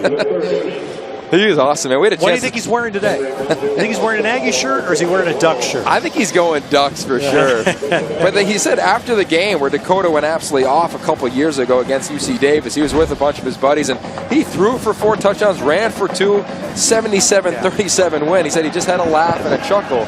But he's so excited to come here and watch him go through this process. He said his entire life he wanted to play on the biggest stages. He loves to watch him compete, and he's getting a great opportunity all season long as he leads one of the premier teams in the country. All right, second down.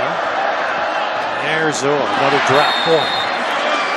Got a tough day. It's a second ball. Luke Williams, a senior, has had. That would have been close to, if not a first down. But I started to say this earlier about Prukop and what we're seeing. We saw it with Adams here last year. We're seeing it all around. Is a change in the dynamic of football because these players who do get degrees are basically being able to take advantage of a rule that allows them a year to choose where they want to play. And you know, but it destroys the model of saying I'm going to recruit a high school quarterback and develop him and have him play 2-3 years for me instead of doing the back end one and done. Third down here. Timeout. All right, let's see what's. He's all Ducks. He's a dad today. He's not an Aggie alum today. He's a dad. Oh, he's excited. I mean, we had a chance to connect this week, and remember, he's a guy who coached major college football. His father, Dakota's grandfather, was at SC. So they were always SC fans. Dakota was actually born the day of him coaching, his dad coaching at USC on a game day on a Saturday. He's there next to his wife as well, Dakota's mom. And this guy's been around the game his entire life. Dakota was going to play linebacker. He was going to be just like his father, made the transition to the quarterback position. And I love the rule, Ted, to follow up on what you said, the fifth-year graduate rule. I think it's great if you get your degree. Well, no, that's the whole point of this. Right. The whole point, you can't preach the exercise of being a student athlete and then hold it against someone when they get a degree. Yeah. My only question to you, now you coach for a while, is that you work with young quarterbacks all the time. The model's changing, and so how is the game going to adjust to that in college where the model's supposed to be recruit a kid, develop a kid, have a backup, etc., as opposed to no continuity when you go one and done as Oregon is now doing for the second. Yeah, no, you're exactly right. It's hard. I mean, I think it's a two-way street. A lot of times these kids, when they get recruited, and we've seen it here, Jake Rodriguez, Morgan Mahalik, Travis Johnson now, these big recruits that come up and that don't necessarily pan out at the time, and they decide to leave. Because we've seen Jameis Winston, we've seen Johnny Manziel win the Heisman as redshirt freshman. So the expectation to play early is there. And now couple it with these offenses that aren't taking years to learn, like a Stanford offense or a USC offense. You can be a one-and-done guy and come in and master a system like Dakota Prukop has tried this year and Vernon Adams did a year ago. Look at Luga barreling in, and that's going to be a first down run. How about that? 3rd and 9, and UC Davis runs for the first. And there you made a great point in that Stanford is still staying in the old school route. They have 2 quarterbacks right now that both have drilled 2 and 3 years behind Kevin Hogan, waiting for their turn. No doubt. It's a great dynamic, great discussion around the position because you're seeing in the league, it's Josh changing, Rosen's it's the other altering, way. right? He Exactly. walks in as a freshman, plays day 1.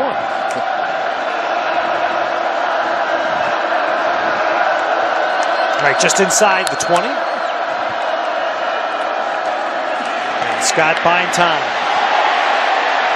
Crowd wanted a hold there, and instead Scott finds Luga for a first down. The crowd thought Oregon Mondu thought that there was a clutch grab and tackle involved here. Let's see. You'll see it at the bottom of your screen. Right there. Watch Mondu. Yeah. I think they got a win. That's a takedown. What do you think? Yeah, I think so. I mean, that's what usually gets called. Mondu's effort's great, though. You watch him playing at the defensive end. He's just a rush end now. Got the hair flowing out. Sweet tats. UC Davis took advantage. Got a 6-yard gain on first down. Now Luga runs it, and Luga's going to have a 1st and goal for the Aggies. Well, Ron Gould has got a shot here to have the first half of his words ring true. If UC Davis can punch this ball in the end zone, they could win the 3rd quarter. Oh, their execution has been impressive on this drive. 3rd down, critical downs and distances. And Luga tries to cut back, diving short to the 1. So after not getting much work in the 1st quarter, now we're starting to see a little bit more of Manu Samoa Luga. Well, you see Alex Haynes, their left guard, he's pulling right in front of you. Does a nice job. Manu cuts back. Flags flying all over the place as that ball was snapped. So bad start to that play. Illegal substitution, number 11 of the defense. Offside, number 11 of the defense. Half the distance to the goal. 2nd down. Okay, so that UC Davis thought for a moment it was on them. It was actually on Hollins of Oregon. And another unforced error. You know, I think the beauty of playing a UC Davis team is that what they do is very similar to the Stanford teams, the SC teams, the UW teams, the teams that are going to challenge you a lot in terms of you've got to execute, you can't hurt yourself, you got to fit your gap. This drive, UC Davis has out-executed Oregon. All right, crowd starting to roar at end of the Watson Stadium. Scott under center. Luga plows it, and Luga's in. So the Aggies get their 2nd touchdown of the 3rd quarter. They're feeding him. 10 carries now in the 2nd half, 45 yards in the tug there. Saw the earlier one off the left side.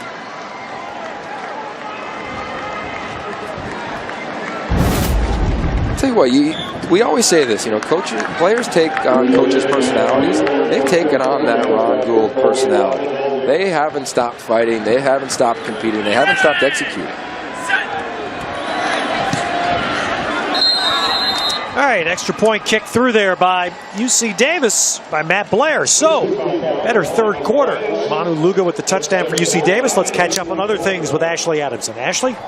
Yeah, Ted, it's overtime in College Station for this Gatorade game break. UCLA needing a touchdown here to stay alive. Josh Rosen looking for Austin Roberts, but the ball gets knocked away, and that is the ball game. So, guys, after a great comeback for UCLA, A&M wins in overtime, 31-24.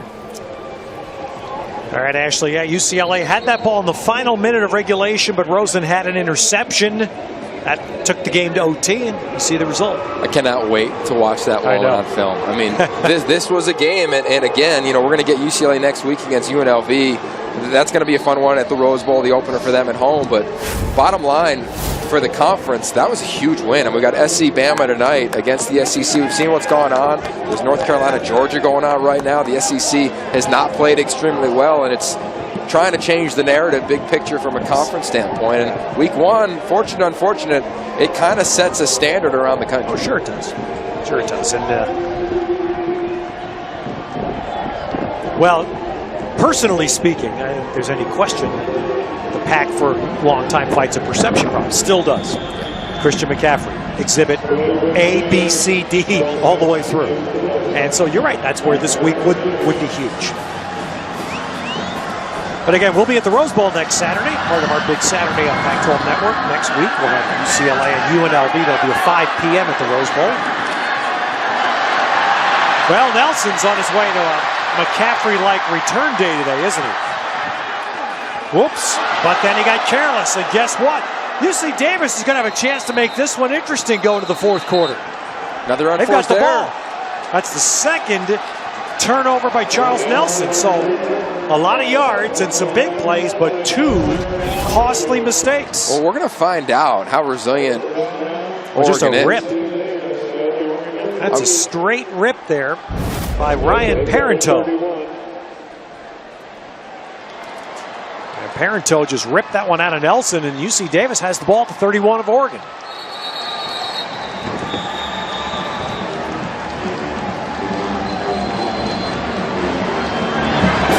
Well, you see the Mark Helfrich, he's not caring about the yards right now. You could have 1,000 yards, but you turn the ball over twice, I'm not happy. You just can't do it, you know, and everybody knows it. And those are the elements as a returner when you're back there. You're trying to get that extra yard, that extra inch, and it's just get down. Well, I told the story before, but 5-yard penalty. First down. Okay. UC Davis not happy about that. I called a game years ago in another era. Pretty good running back by the name of Ricky Waters in college. Fumbled 2 punts in the same game. Lou Holtz put him right on the bench. Didn't care how good he was. Fumbled twice in one game. Sit.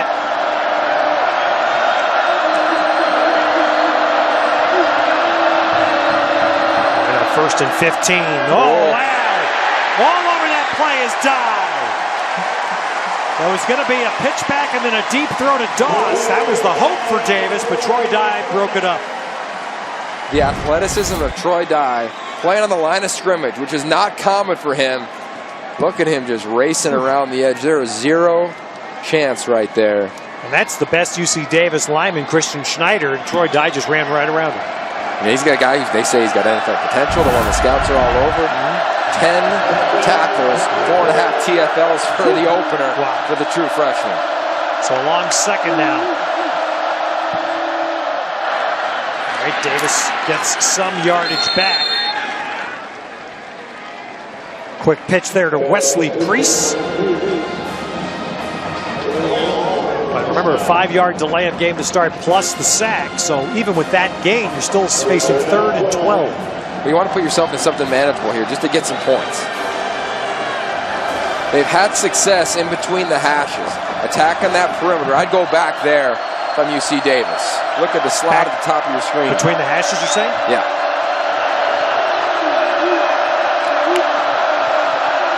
Keenan Doss split way to the top. Scott gets the snap in time. Does throw between the hashes, and that's held for a first down by Keenan Doss. They came right back to the play that worked 2 drives earlier. The timing post route allowed Ben Scott put his 3rd step into the ground. It's simple. The 7th step by Doss. Ball is on him in front of the receiver. Great coverage by Amadi. Well, that connection seems to work for UC Davis. Keenan Doss being back, you can see how well it's worked today. 116 receiving yards for Keelan Doss. And he and Scott seem to have something. Mack and Davis finish. Luga. Luga's going to punch it down to about the 11. Well, UC Davis won't likely get this in before the end of the 3rd quarter, but they have a chance to make this 4th quarter much more interesting. Well, they're not going to stop fighting. I mean, this is Ron Gould. He coached here. He played here. He's got his team here. They're in the fight as we enter the 4th. They won't get the playoff in time, but UC Davis won the 3rd quarter, and they have a chance to start the 4th quarter and make this one much more interesting. Pac-12 football presented by Taco Bell. Not secure yet for the Ducks.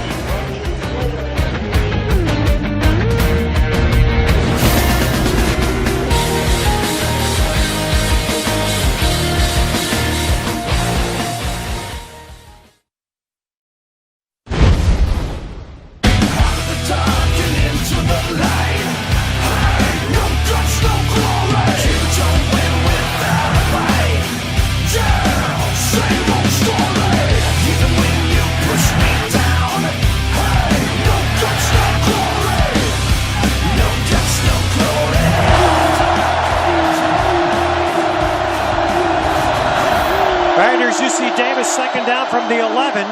Scott. And that's going to be out of the end zone. So UC Davis hoping that quarter break didn't dull their momentum, because they really, the last 5-6 minutes of the 3rd quarter were theirs. And Oregon's put 39 points up, but 2 special teams mistakes are giving UC Davis life here. Critical. I'll tell you what, they've thrived on third down lately. They've converted the last 3 after missing the previous 5. Right now, I'm working the top of the field. Where there's area, single coverage at the very top of your screen. And that's out of bounds. Luka trying to leak out of the backfield. You see Johnny Reagan all over Scott. And Ron Gould wanted a pass interference. Again, just miscommunication up front. Johnny Reagan untouched into the lap.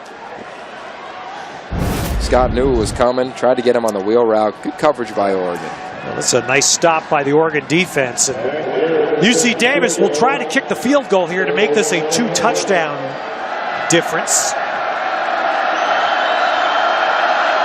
Matt Blair, freshman from Moraga, California. And the kick is no. The kick is no. Piece of it. I'll tell you, when Oregon's going on special teams, it ain't close. Outside of the turnovers on special teams, they've done an incredible job getting after the kicker. Like they say, it's all about the details here in Eugene.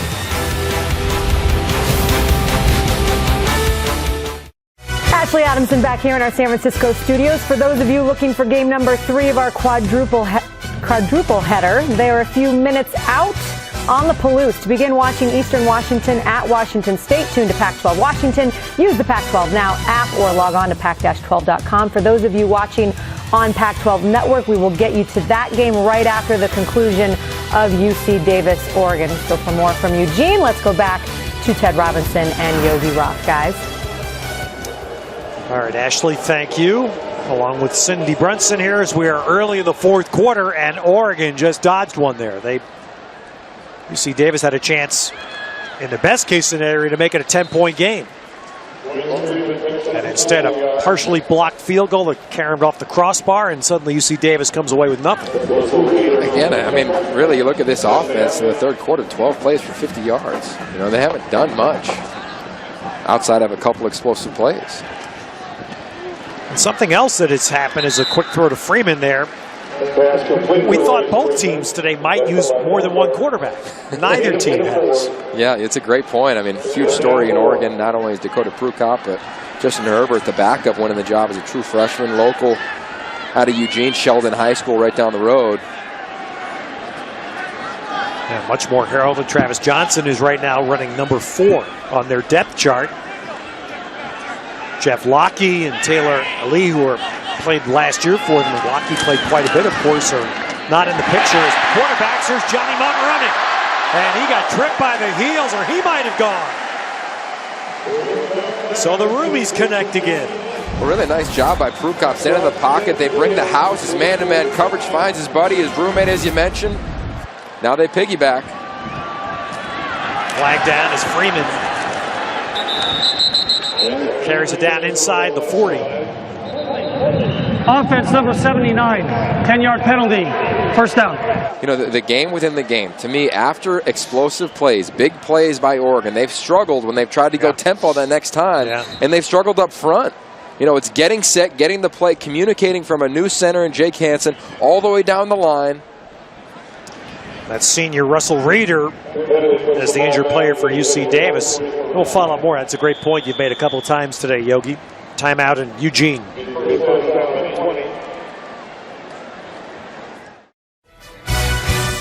Ashley Adamson back with you in our Pac-12 studios. Here's a live look-in on Martin Stadium kickoff, moments away to begin watching Eastern Washington at Washington State. Tune to Pac-12 Washington. Use the Pac-12 Now app or log on to pac-12.com. For those of you watching on Pac-12 Network, we will get you to that game right after the conclusion of UC Davis, Oregon. Ted and Yogi, back to you in Eugene. All right, Ashley, here's Prukop taking a deep shot to Carrington. He's got him. And that's 6 for Oregon.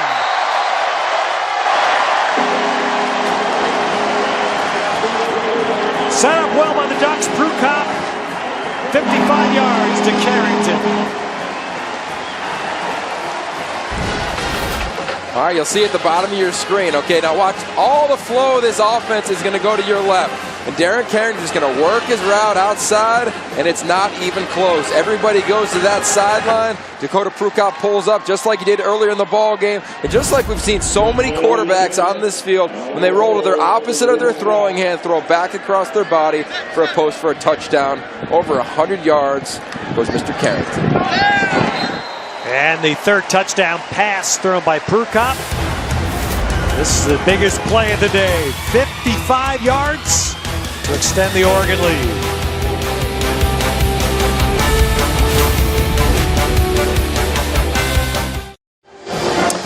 Oregon now to 46 points. Pac-12 football presented by Taco Bell, part of this great opening day. In the Pac-12 conference, here's our Coors Light Cold Hard Fact. And Mark Helfrich has surpassed that average, which is extraordinary when you think of what Chip Kelly started here. And Mark Helfrich has sustained. It's amazing. Yeah, it's ridiculously impressive. Their tempo, how they get moving, the amount of points they put on the board, the pressure they put on teams offensively. And the kickoff's going to sail out the end zone. All right, I have a cold hard fact number 2. Go for it. Happy birthday to Ryan McGrady, who is the brains of our operation, one of the smartest football people I know. So Ryan McGrady's telling me he's 26 today. There's Come no on, chance. I can't believe that, can I? No, you definitely can't. Yeah, I think it's important to know how much goes into this. Obviously, Ryan McGrady, a huge part of it. Happy birthday to you back in the studio. Also on our crew, Justin Howell's one of our video editors. He's not with us this week. Can't wait till he gets healthy, comes back, and joins our squad so we can be fully at 100%. Well, if you're going to come back to the Rose Bowl. That's a good spot next week, Justin. Baby. Come on. Right after the touchback, 25-yard line for Davis. Ben Scott on the roll. And a good throw and a completed pass just short of the stick.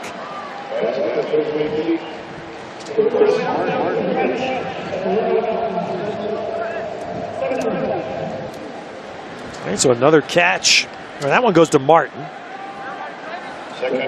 Chris Martin caught 46 last year. He got pressed into more service for UC Davis with Keelan Doss out. Now today, freshman first game at UC Davis, Jared Harrell had some contributions early, but he hasn't played in the second half due to injury.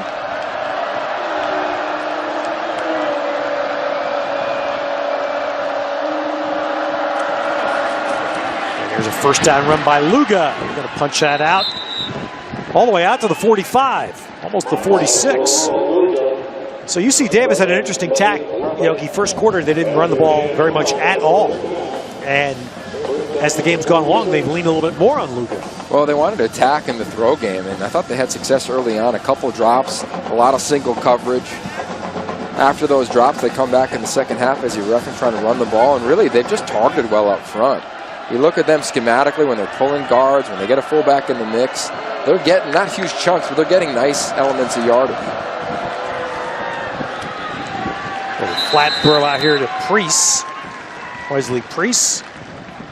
And they'll get him 4 yards on first down. And on the tackle, Jonah Moy, he's another JC transfer. Him and A.J. Hotchkiss, who's starting at the middle linebacker, both came from Riverside Community College.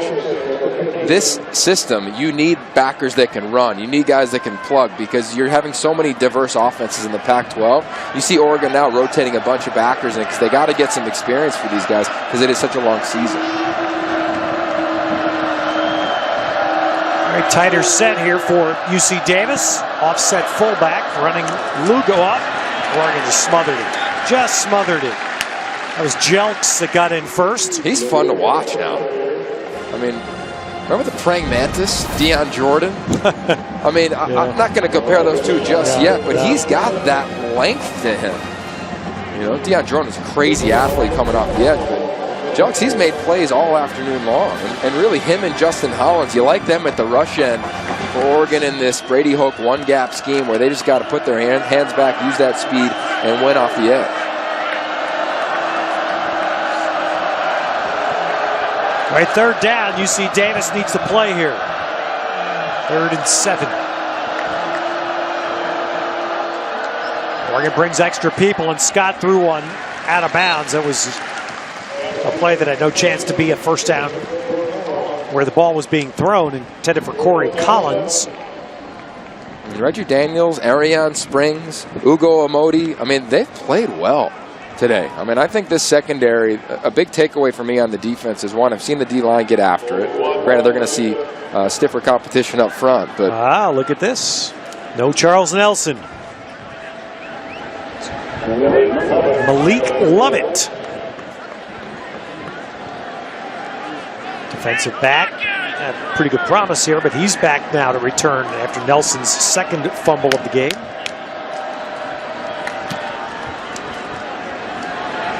He'll just let this one sail over his head and skip into the end zone for the Oregon touchback. All right, here's our 76 fueled moment. And it's a little roommate combination. Check out the eyes of Dakota Prukop. Holds defenders behind him. His roommate, Johnny Munt, gets behind the backers, and that is a timing throw, an anticipatory throw. And when you get into the red zone, inside the 20, inside the 10 in Oregon's offense, some guys have struggled there. For Dakota Prukop to have some mastery with the timing, but that was an impressive throw. One of the things that Prukop talked about, and I didn't know this about here, is that there's such demand to detail in the Oregon football life. One of the things Mark Helfrich demands, the players make their bed every morning. I thought that was great. It's impressive. Make your bed every morning. I mean, you know, my mom did that. It was a great thing. You don't expect to hear that about college football programs. Nice juggle and catch. Good little flare out by Johnny Munt. Munt's having a nice second half.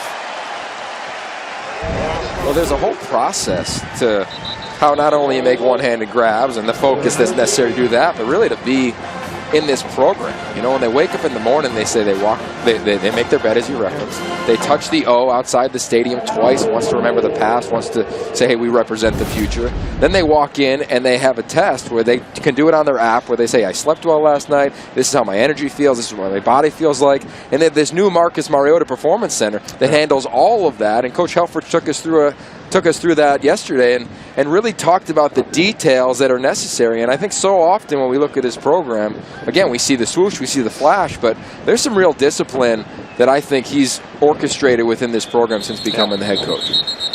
It's discipline and, of course, that advanced look at nutrition, at sleep, at health. That was Chip Kelly instituted that here, and he has taken that with him into the NFL. As you take a look here at this brand new Sports Performance Center.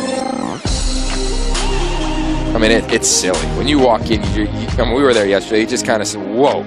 I can't believe, from the touch screens to the variety of changes on those screens. I mean, it really is impressive. They're taking care of student athletes. Look at this, loading up again for Carrington. He's got him just off the tips.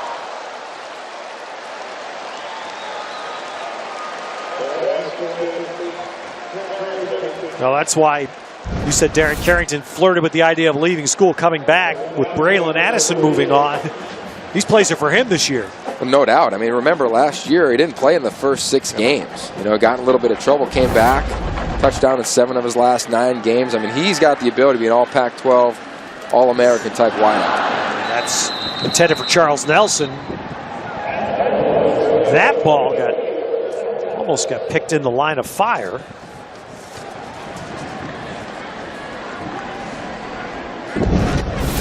That's Nick Farron. No, that's not Nick Farron back. That's Roland O'Cansey that got up in the path there for UC Davis.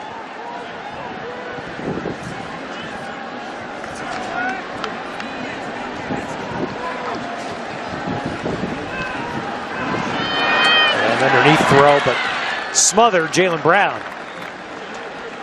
Good cover there by Isaiah Olave. Let's go back down to the field and check in with Cindy Brunson.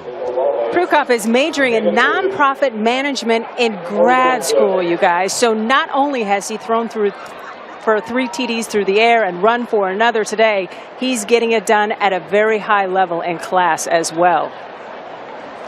All right, Cindy, that of course has to be in graduate school here. And you see that very interesting sight with Jeff Locke, who played in the bowl game for Oregon last year.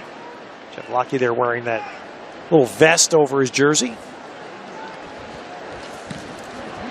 Helping signal in plays. Ooh, Olave caught that high bounce and he got smacked. Love it. Brooks James on the cover there for Oregon. Well, the guy, we said that a little bit like the Stanford quarterbacks, Max Brown has been at USC. He played behind Kessler. Now he's won his chance to be the starting quarterback. You're exactly right. And I think for whatever reason, the narrative around him has been, they just named the older guy the starter. I've been at a ton of practices, known Max for a long time, and Sam Darnold as well, who competed for the job. Max is ready, and I've always felt that USC, when you get there, you become a household name. When you start at quarterback, you become a Heisman candidate. That's what that university does for you. Max Brown is a huge stage, and I think he's ready for it. I can't wait to watch the first quarter and a half, because if they get a couple scores, they'll have an opportunity to knock off the nation's top-ranked team. All right, on the run outside, Luga gets a couple.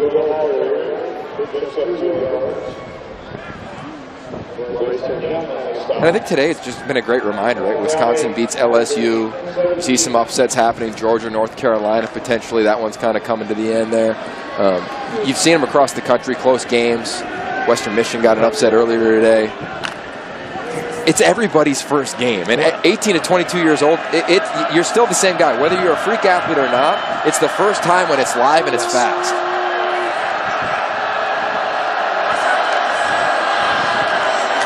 Luga going to run it again to the left side, and Luga's got first down. Good spin outside the 25. I would say,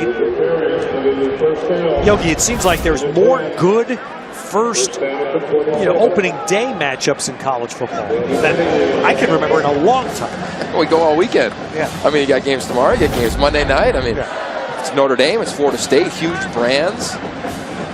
College football just become massive. But it's nice to see look, we're always going to have games like this where UC Davis is obviously going to fund its athletic program by playing this game. We understand that. But there are enough really significant matchups.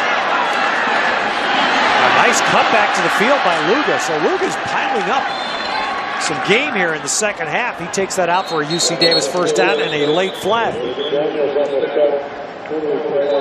Interesting to see what they call here. Some late contact.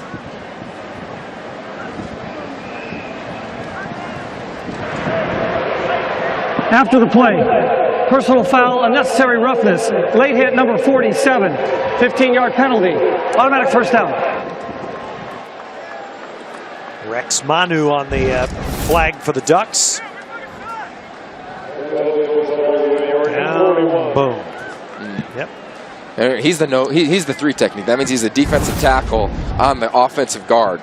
So he not only rushed, but then had to turn around and sprint down there, try to get a little something at the end. The right call. I'm all for protecting the game, and whether it was the 3 targeting calls against Oregon State or against Minnesota in the Oregon State game on Thursday night, or that play, I mean, it's fine. Scott launches one out of bounds, talking. So this is the first weekend of college football for everybody, talking to the replay officials before the game today, again emphasizing their, I simply said, biggest change this year, they said no question targeting. This year, the replay booth can initiate, can call targeting even if it is not called on the field. That's a major step to player safety. Well, I think a lot of it was you go back, and Washington State's coming up next in the Pac-12 networks. You look at the UCLA Wazoo game a year ago with Luke Falk when he's about to slide, and they don't call that play. We had one on our network here in Cal last year that was missed. A targeting call that was missed by the field crew, and there was no ability to correct it. And wow, that's a nice catch. How about that ball caught by UC Davis inside the 10? Justin Clarkston. Perfect throw. It's a cover 2 hole shot, meaning there's only one spot between the corner and the safety to put it. It's put exactly there. Malik Lovett puts his hand on the ball, gets a little tip. Great concentration. Is that ever? Well done by UC Davis. So here they are at the 5-yard line.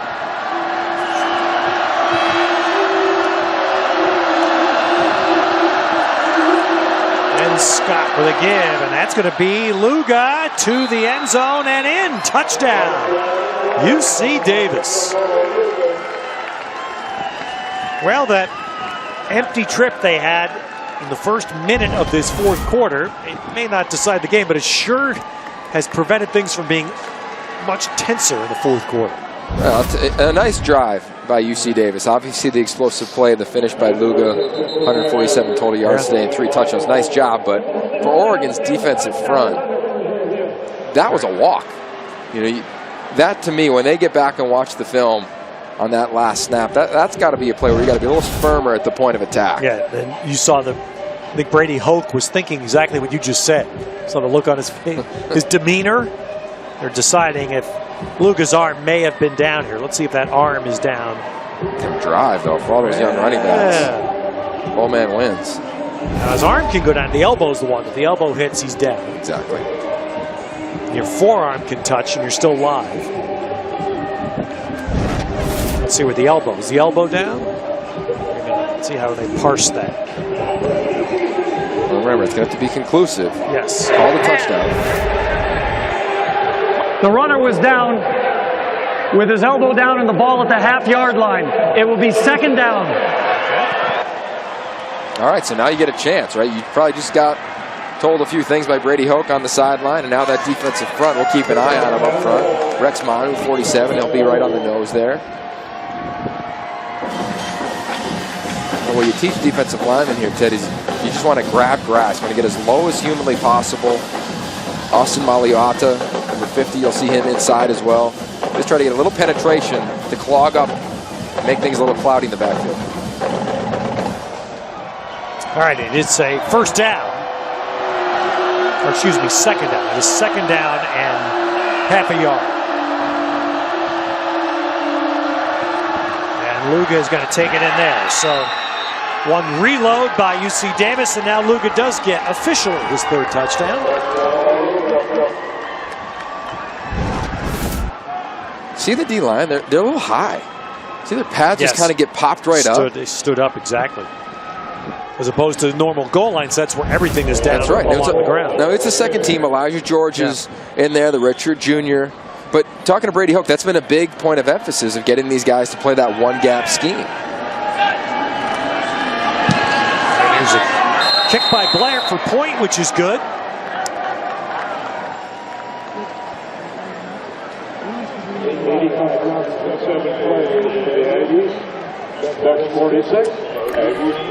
Well, just a reminder for those of you watching on Pac-12 Network, we are going to get you to Eastern Washington, Washington State immediately after this one ends. That game can currently be seen on Pac-12 Washington, our Pac-12 Now app, or at pac-12.com. Right now, we're still scoreless early in the first in Pullman. Ted?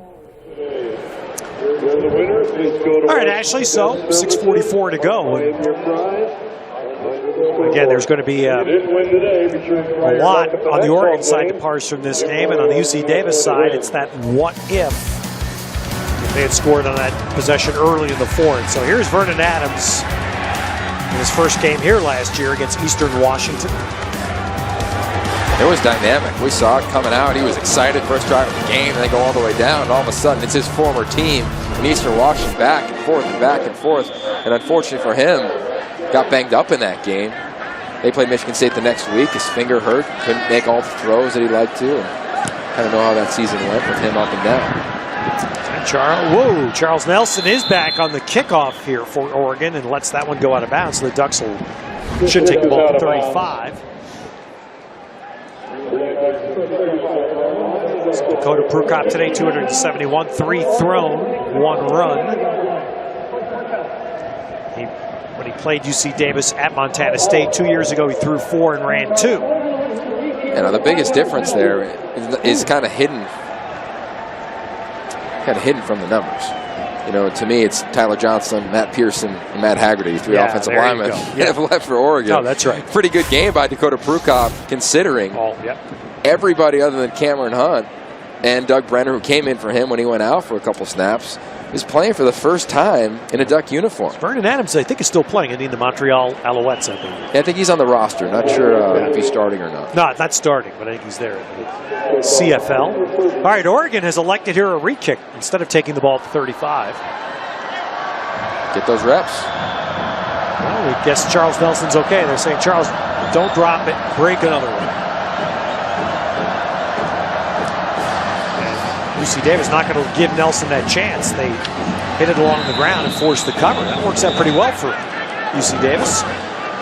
Well, it's the weaponry that Charles Nelson gives you. Of course, you don't want this to happen, but the game-breaking ability he shows is a huge plus. Explosive, type of player. But these are the things that sometimes when you want to make plays so badly, you can try a little too hard. There you can see he got stood up and the ball ripped out on the second. The muffed punt was on the very first possession of the game by UC Davis, and it ended up having a UC Davis touchdown out of it. There you see the return game's been so all-purpose yards are a little deceiving. It's his return yardage that's the story. I'll tell you what, what I love about his game today and what he's done, over 200 total yards of offense when the ball's in his hands. Those 2 miscues, that's going to set a standard for this team when they go back to practice. Being one of those leaders, one of those guys that holds himself to an excellent standard to perform week in and week out, he's going to go back with a unique focus. And I think that's what I take away from this game. They're going to have to do that across the board with this team starting up front and then, of course, with those turnovers. Well, I don't fathom there's a football coach alive on earth that will accept especially against special teams turnovers. And I remember, again, going back to the great Bill Walsh, who would tell you the punt return mistake is the worst turnover in football. There's no turnover affects field position like that.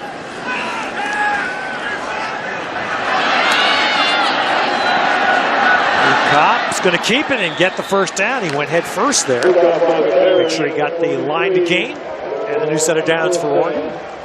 Nice to see Zach Jones back on the field after he had a strong hit stopping a 2-point conversion earlier.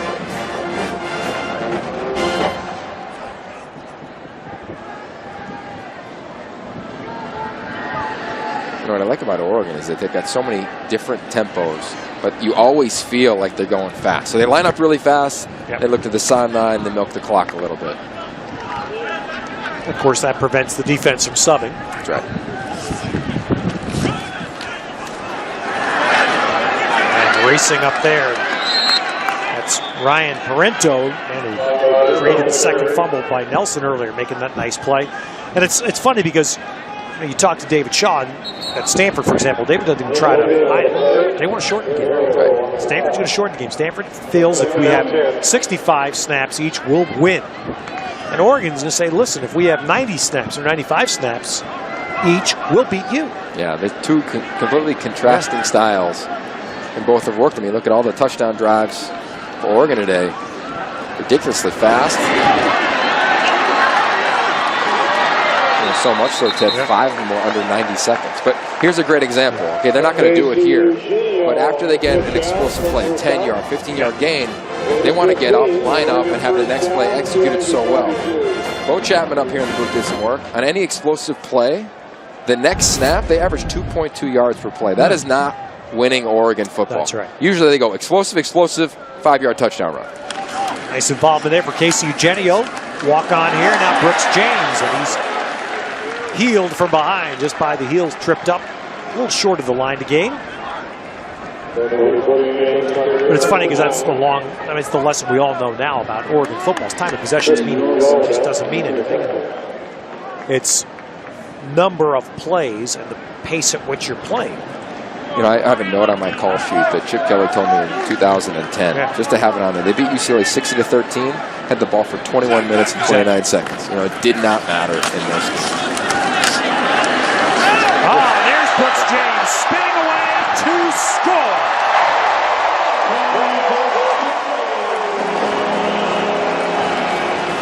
So the Ducks offense keeps piling on, and as is an Oregon tradition, they go deep into the roster to do it. Huge recruit coming out of Florida. Former wide receiver. How about the balance? Keep his legs moving. And what's so great about him, and you look at Coach Gary Campbell, the running back coach, that entire room, the standard has always been risen. Right? They've done it 10 straight years. They've led the Pac-10 or Pac-12 in rushing. They got Royce Freeman, Heisman candidate. We've seen Benoit, Tony Brooks James, Taj Griffin. We haven't even talked about him. Another gifted running back. I mean, it's what they do here in Eugene. We'll line up with Schneider to kick the point. No shifting here after all the 2-point tries earlier today. This one's straightforward. And Oregon now to 53 as we return to San Francisco and Ashley Adams. Ted, we take you to the Palouse for this Taco Bell game break. Reminder, you can watch this one on Pac-12 Washington or pac-12.com. We've seen this before. Luke Falk to Gabe Marks. And Marks, he is fast. 53-yard touchdown strike there. Cougs up 7-0 in the first. Ted? All right, Ashley, you know, Yogi, big picture here at this point, because you stop and think about the expectation of Oregon football. Last year was the first time since 2007 they didn't win 10 games in a year. All right, so the expectation. And, you know, the way I look at this, you don't control the other teams you're playing against. You only do that 1 week. There's only 1 week where Oregon can impact Washington State or Washington. And my point is those programs have now gotten themselves together. They're together. And that's where I think it's fascinating this year, because you have 4 teams that you can logically say are in the mix in the North, which we haven't had. No, you're right. And then you've got the other 2, Cal specifically, that are going to scare you with Davis-Webb because they can put points on the board. But no, you're right. And they've all built it the right way. You know, you look at all of them, they play physical on defense. What Washington State did a year ago, what UW did earlier today, and obviously all of last year, it is not going to be a walk for anybody in the North, specifically Oregon. So you look at them, and obviously we all tend to look at November. 3 out of the last 4 on the road.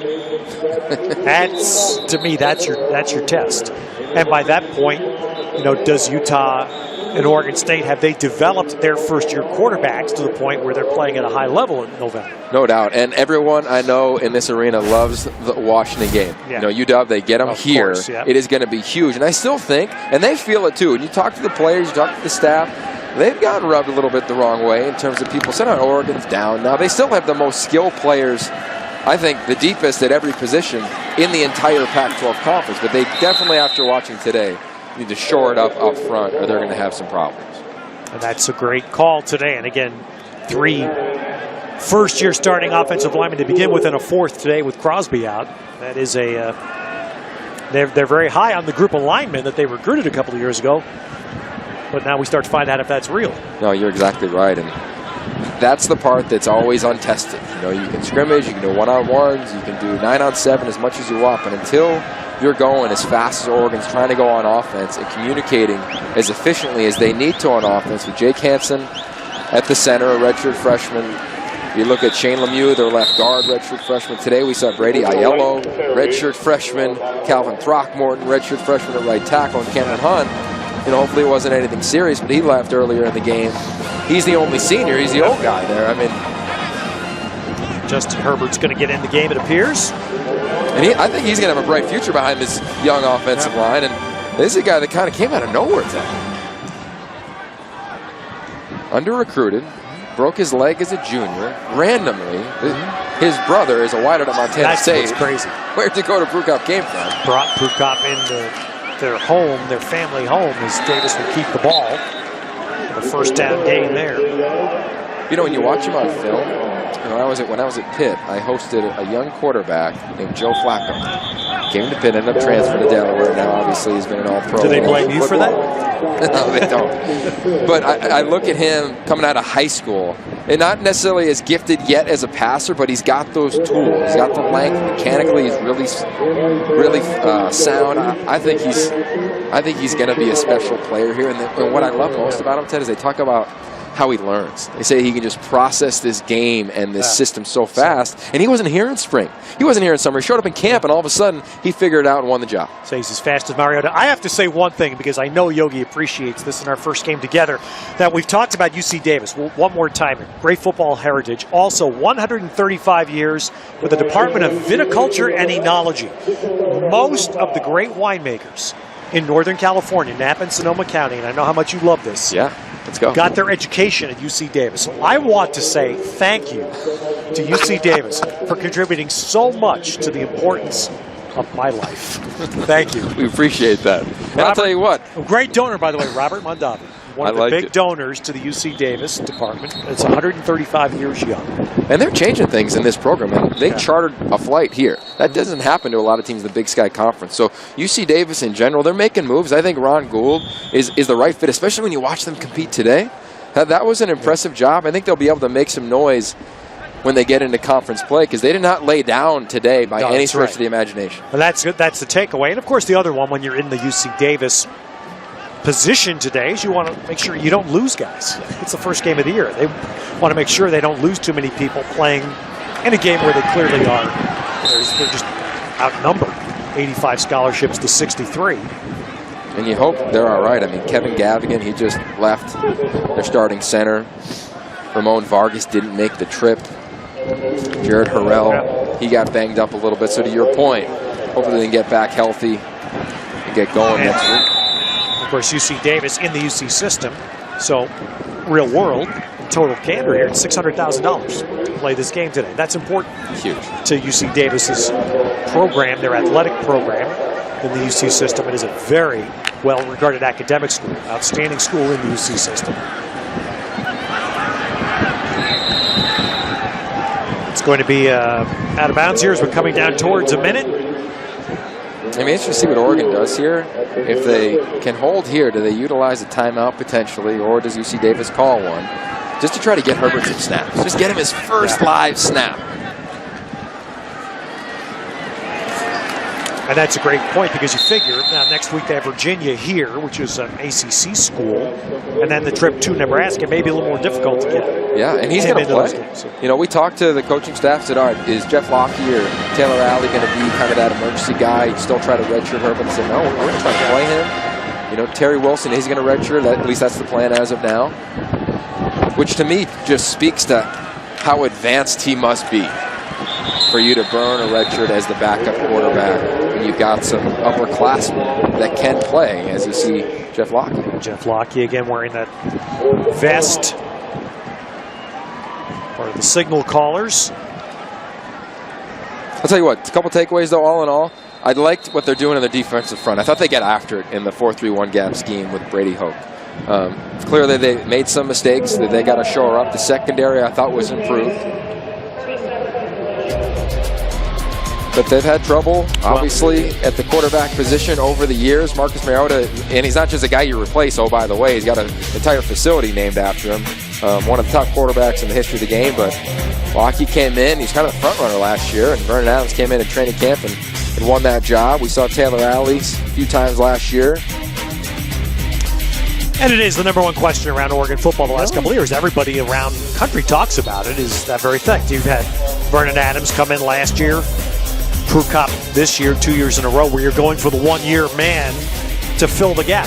Right. In the hopes of being able to find that young guy. Maybe it is Herbert now that they can develop to be a 2 or 3 year starter. Yeah, and when we talked about it earlier about, you know, guys wanting to play really early, and they missed out on some guys that did want to play really early, and those guys have subsequently transferred to other schools. You know, we've seen that around the country where it hasn't worked out. It's been fun to watch as they moved on in their career, whether it's Morgan Mahalik, he moves on and he's starting at Towson now. It'll be fun to see what Travis Johnson does. I hope he stays. He's only a redshirt freshman. He's still really young. But when you miss in recruiting, you've got to make those answers. And it wasn't as though it's just Oregon. Nick Saban's calling him, right? Charlie Strong's calling him. Florida State's calling. Every team in the country is going after him. So I think they get misaligned a little bit. And it's like, oh, they just want another quick fix they can't develop. No, they wanted a player that can make their team better. I think he's going to do it. They got to get better on the offensive line first. All right, so with 17 seconds left, here comes Justin Herbert. You touched on it. They say amazingly what a quick study he's been in just several months here. Compared a lot to Mariota in that regard. How quickly he picked up the offense. He's going to get one snap, one handoff, and that will be his baptism. You know what's impressive is that he read the read right, and he gave it. That's me in my first snap. I'm keeping that one. Way to go, Coach Roth. I think he forgot his mouthpiece, though, sticking out of the back of his helmet. All right, Ducks offense flies again, 53. Royce Freeman wasn't as involved. He had one big run today, but not as involved as he's been in the past. Oregon depth. Oregon puts 53 up. Well, look, it wasn't impressive. It was efficient. They get to go back to work. I think it's one of the greatest things that could happen to a program. You get a big, comforting win. Now go back to the drawing board, fellas. This is the truth. Offensive line, we got to get better. Defense, let's shore it up. We got a real game next week against Virginia. All right, Yogi Roth, Cindy Brunson, Ted Robinson on Pac-12 Network. We're going to send you right out to Pullman to join Eastern Washington and Washington State on Pac-12 Oregon. Hang with us. We're back after this short break. How